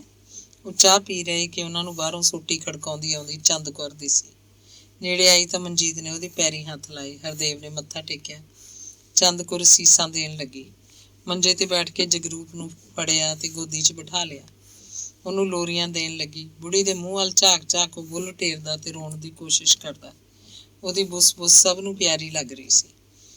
ਰਹਿੰਦੀਆਂ 5-7 ਚੀਰਨੀਆਂ ਰਤਨੋਂ ਫਟਾਫਟ ਚੀਰਨ ਲੱਗੀ। ਜਗਰੂਪ ਵੱਲ ਝਾਕ ਕੇ ਪੁੱਛ ਕਰਦੀ, ਮੈਂ ਸਦਕੇ ਦਾਦਕਿਆਂ ਦੇ ਆ ਕੇ ਹੱਸਣਾ ਸਿੱਖ, ਜਿਉਣ ਜੋਗਿਆ ਰੋਂਦਾ ਕਾਹਨੂੰ ਹੈ। ਫਿਰ ਮਨਜੀਤ ਨੂੰ ਕਿਹਾ, ਇਹਨੂੰ ਓਪਰਾ ਲੱਗਦਾ ਹੈ, ਆਉਣ ਵਾਲੇ ਨੇ ਬਾਹਰੋਂ ਕਿਧਰੋਂ ਛਿੰਦਰੇ ਹੋਰੀ, ਫਿਰ ਤਾਂ ਜਵਾਕਾਂ 'ਚ ਭੱਜ ਜੂ ਆਪੇ। ਰਤਨੋਂ ਚੁੱਲ੍ਹੇ ਉੱਤੇ ਤਪਲਾ ਧਰ ਆਈ ਸੀ। ਤਪਲੇ 'ਚ ਪਾਣੀ ਪਾ ਕੇ ਥੱਲੇ ਅੱਗ ਮਚਾਤੀ। ਫਿਰ ਚੀਰਿਆ ਸਾਗ ਪਰਾਤ ਵਿੱਚ ਪਾਣੀ ਨਾਲ ਧੋ ਤਪਲੇ 'ਚ ਪਾਉਣ ਲੱਗੀ। ਤਪਲਾ ਛੋਟਾ ਸੀ, ਸਾਗ ਬਹੁਤਾ।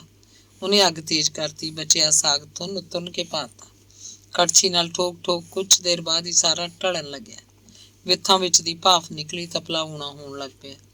ਫਿਰ ਰਿੱਝਦੇ ਸਾਗ ਦੀ ਮਹਿਕ ਵਿਹੜੇ ਤੱਕ ਜਾ ਕੇ ਨੱਕ 'ਚ ਜਲੂਣ ਛੇੜਨ ਲੱਗੀ। ਢਿੱਡਾਂ 'ਚ ਭੁੱਖ ਜਾਗ ਰਹੀ ਸੀ। ਰਤਨੋਂ ਮੱਕੀ ਦਾ ਆਟਾ ਛਾਨਣ ਲੱਗ ਪਈ। ਮਨਜੀਤ ਮੁੰਡੇ ਨੂੰ ਲੈ ਕੇ ਅੰਦਰ ਕਮਰੇ 'ਚ ਬੈਠੀ ਸੀ। ਉਹਦੇ ਕੋਲ ਹੀ ਬੈਠੀ ਸੀ ਚੰਦਕੁਰ, ਨਿੱਕਾ ਖੰਘਦੀ ਤੇ ਮਨਜੀਤ ਨਾਲ ਪਟਿਆਲੇ ਦੀਆਂ ਗੱਲਾਂ ਕਰਦੀ। ਹਰਦੇਵ ਘਰੋਂ ਬਾਹਰ ਪਤਾ ਨਹੀਂ ਕਿੱਧਰ ਨੂੰ ਤੁਰ ਗਿਆ ਸੀ।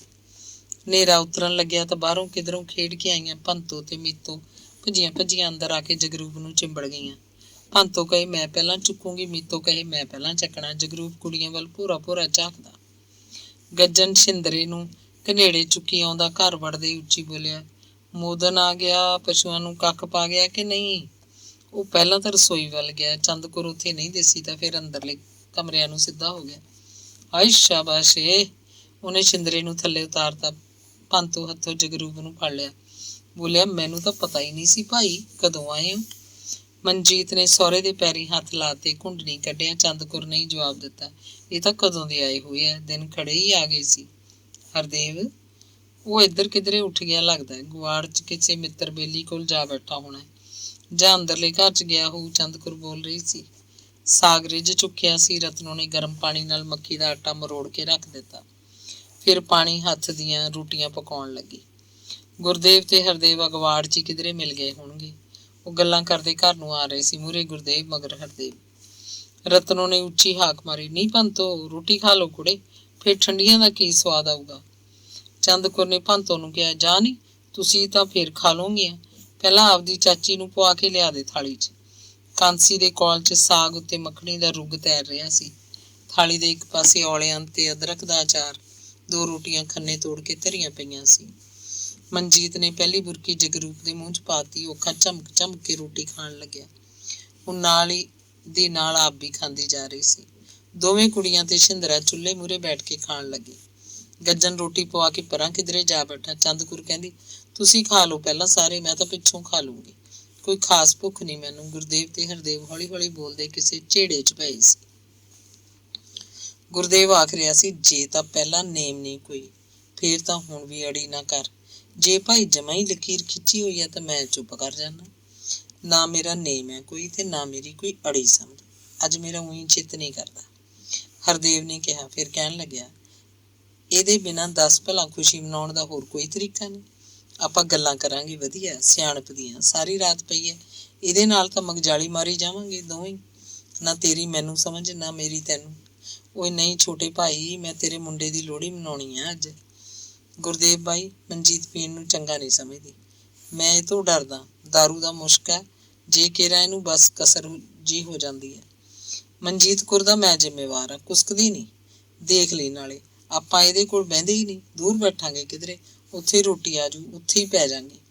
ਨਹੀਂ ਯਾਰ, ਇਹ ਰਹਿਣ ਦੇ, ਤੈਨੂੰ ਕੇਰਾ ਆਖਤਾ ਬਸ, ਸਹੁੰ ਪਾਈ ਹੋਈ ਆ। ਹਾਂ, ਸਹੁੰ ਹੀ ਸਮਝ। ਫਿਰ ਇਹ ਸਹੁੰ ਤਾਂ ਅੱਜ ਤੋੜਨੀ ਪਊ ਛੋਟੇ ਵੀਰ, ਮੈਂ ਭਤੀਜੇ ਦੀ ਖੁਸ਼ੀ ਮਨਾਉਣੀ ਆ। ਹਰਦੇਵ ਚੁੱਪ ਸੀ।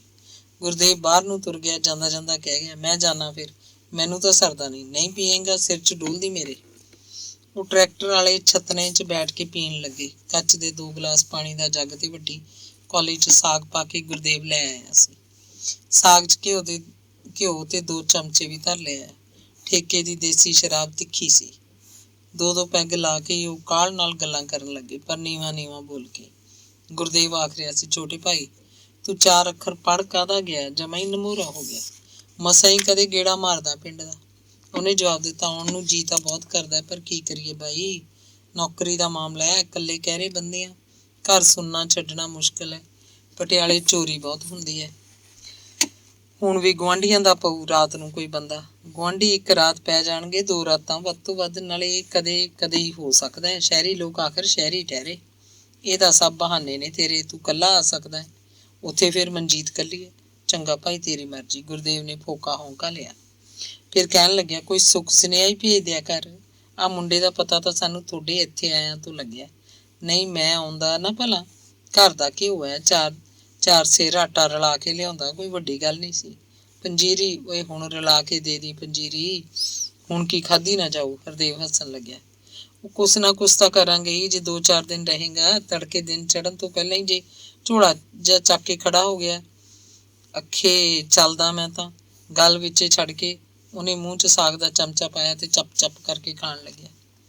ਉਹਨਾਂ ਨੇ ਇੱਕ ਪੈਗ ਹੋਰ ਪੀਤਾ। ਗੁਰਦੇਵ ਕਹਿੰਦਾ, ਉਸ ਸਾਲ ਕਣਕ ਭੇਜੀ ਸੀ ਤੈਨੂੰ, ਫੇਰ ਨਹੀਂ ਲੋੜ ਪਈ ਕਣਕ ਦੀ? ਕਣਕ ਦੀ ਲੋੜ ਕਿਉਂ ਨਹੀਂ ਪੈਂਦੀ, ਬਸ ਸਾਰ ਲਈਦਾ। ਹਾਂ, ਸਾਰ ਲਈਦਾ। ਗੁਰਦੇਵ ਨੇ ਉਹਦੀ ਨਕਲ ਲਾਈ। ਫਿਰ ਕਹਿੰਦਾ, ਹਰ ਸਾਲ ਲੈ ਕੇ ਜਾਇਆ ਕਰ, 2 ਬੋਰੀਆਂ 4 ਬੋਰੀਆਂ, ਜਿੰਨੀ ਲੋੜ ਹੈ ਤੈਨੂੰ। ਇੰਨੇ ਜੋਗੇ ਵੀ ਨਹੀਂ ਯਾਰ ਅਸੀਂ ਹੈਗੇ ਆ, ਜਿਉਨੇ ਆ। ਗੁਰਦੇਵ ਨੂੰ ਚੜ੍ਹ ਗਈ। ਹਰਦੇਵ ਵੀ ਲੋੜ 'ਚ ਸੀ। ਉਹ ਚਾਹੁੰਦਾ ਸੀ ਗੁਰਦੇਵ ਕੋਲ ਉਹ ਹੁਣੇ ਰੁਪਈਆਂ ਦੀ ਗੱਲ ਛੇੜ ਦੇਵੇ, ਪਰ ਪਤਾ ਨਹੀਂ ਕੀ ਸੋਚ ਕੇ ਉਹਨੇ ਇਹ ਗੱਲ ਕੱਲ੍ਹ ਤੇ ਛੱਡਤੀ। ਇਹ ਵੀ ਸੋਚਿਆ ਕਿ ਰੁਪਈਆਂ ਦੀ ਗੱਲ ਉਹ ਬਾਪੂ ਨਾਲ ਕਰੇਗਾ। ਗੁਰਦੇਵ ਸਾਰੀਆਂ ਚੁੱਕਵੀਆਂ ਗੱਲਾਂ ਕਰ ਰਿਹਾ ਸੀ। ਹਰਦੇਵ ਉੱਤੇ ਮੋਹ ਦੀ ਦਬਸ਼ ਇੰਨੀ ਜ਼ੋਰਦਾਰ ਪੈ ਚੁੱਕੀ ਸੀ ਕਿ ਉਹ ਬੋਲਣ ਜੋਗਾ ਨਹੀਂ ਰਹਿ ਗਿਆ ਸੀ। ਉਹ ਦਬਦਾ ਹੀ ਦਬਦਾ ਗਿਆ। ਰਤਨੋਂ 2 ਥਾਲੀਆਂ 'ਚ ਰੋਟੀ ਪਾ ਕੇ ਲੈ ਆਈ। ਕਹਿਣ ਲੱਗੀ, ਫਿਰ ਠੰਡੀ ਹੋ ਜੂ, ਨਾਲੇ ਵੇਲਾ ਖਾਸਾ ਹੋ ਗਿਆ, ਖਾ ਲਓ ਹੁਣ। ਗੁਰਦੇਵ ਨੇ ਥਾਲੀਆਂ ਫੜੀਆਂ, ਰਤਨੋਂ ਨੂੰ ਥਾਂ ਦੀ ਥਾਂ ਖੜਾ ਲਿਆ। ਬੋਲਿਆ, ਐਂ ਦੱਸ, ਤੂੰ ਸਾਨੂੰ ਭਰਾ ਨਹੀਂ ਸਮਝਦੀ? ਕੀ ਸਮਝਦੀ ਹੈ ਤੂੰ? ਭਰਾ ਹੀ ਹੋ, ਹੋਰ ਕੀ ਹੋ। ਉਹ ਹੱਸ ਰਹੀ ਸੀ। ਫਿਰ ਰੋਟੀ 1 ਥਾਲੀ 'ਚ ਪਾ ਕੇ ਦੇ, ਅਸੀਂ 2 ਥਾਲੀਆਂ 'ਚ ਖਾਂਦੇ ਚੰਗੇ ਲੱਗਦੇ ਆ। ਗੁਰਦੇਵ ਬੇਵਕੂਫਾਂ ਵਾਂਗ ਹੱਸ ਰਿਹਾ ਸੀ। ਰਤਨੋਂ ਨੇ 1 ਥਾਲੀ 'ਚ ਸਾਗ ਦੀ ਕੌਲੀ ਚੁੱਕ ਕੇ ਦੂਜੀ ਥਾਲੀ 'ਚ ਰੱਖਤੀ। ਰੋਟੀਆਂ ਵੀ ਉਸੇ ਥਾਲੀ 'ਚ ਇਕੱਠੀਆਂ ਕਰਤੀਆਂ। ਅਚਾਰ 1 ਥਾਂ ਕਰਤਾ। ਖਾਲੀ ਥਾਲੀ ਪਿੱਠ ਪਿੱਛੇ ਕਰਕੇ ਕਹਿੰਦੀ, ਹੁਣ ਠੀਕ ਹੈ, ਗੁਰਦੇਵ ਦੀ ਬੇਵਕੂਫੀ ਫੈਲ ਰਹੀ ਸੀ। ਉਹਨੇ ਅੱਧਾ ਕੁ ਪੈਗ ਹੋਰ ਪਾ ਲਿਆ। ਹਰਦੇਵ ਨੇ ਹੱਥ ਖੜੇ ਕਰਦੇ। ਰੋਟੀ ਖਾ ਕੇ ਉਹ ਬੈਠਕ 'ਚ ਜਾ ਪਏ। ਦੋਵੇਂ ਬਹੂਆਂ, ਜਵਾਕ ਤੇ ਮਾਸੀ ਅੰਦਰਲੇ ਕਮਰੇ 'ਚ ਸੀ। ਗੱਜਣ ਡੰਗਰਾਂ ਵਾਲੇ ਛਤੜੇ ਵਿੱਚ ਹੀ ਕਿਧਰੇ ਮੰਜਾ ਡਾਹ ਕੇ ਪੈ ਗਿਆ ਸੀ, ਨਹੀਂ ਤਾਂ ਨਿੱਤੋ ਤੇ ਚੰਦ ਕੌਰ ਬੈਠਕ 'ਚ ਪੈਂਦੇ ਹੁੰਦੇ ਤੇ ਗੁਰਦੇਵ ਜਵਾਕਾਂ ਨੂੰ ਲੈ ਕੇ ਅੰਦਰਲੇ ਕਮਰੇ 'ਚ ਹੁੰਦਾ। ਧੰਨਵਾਦ।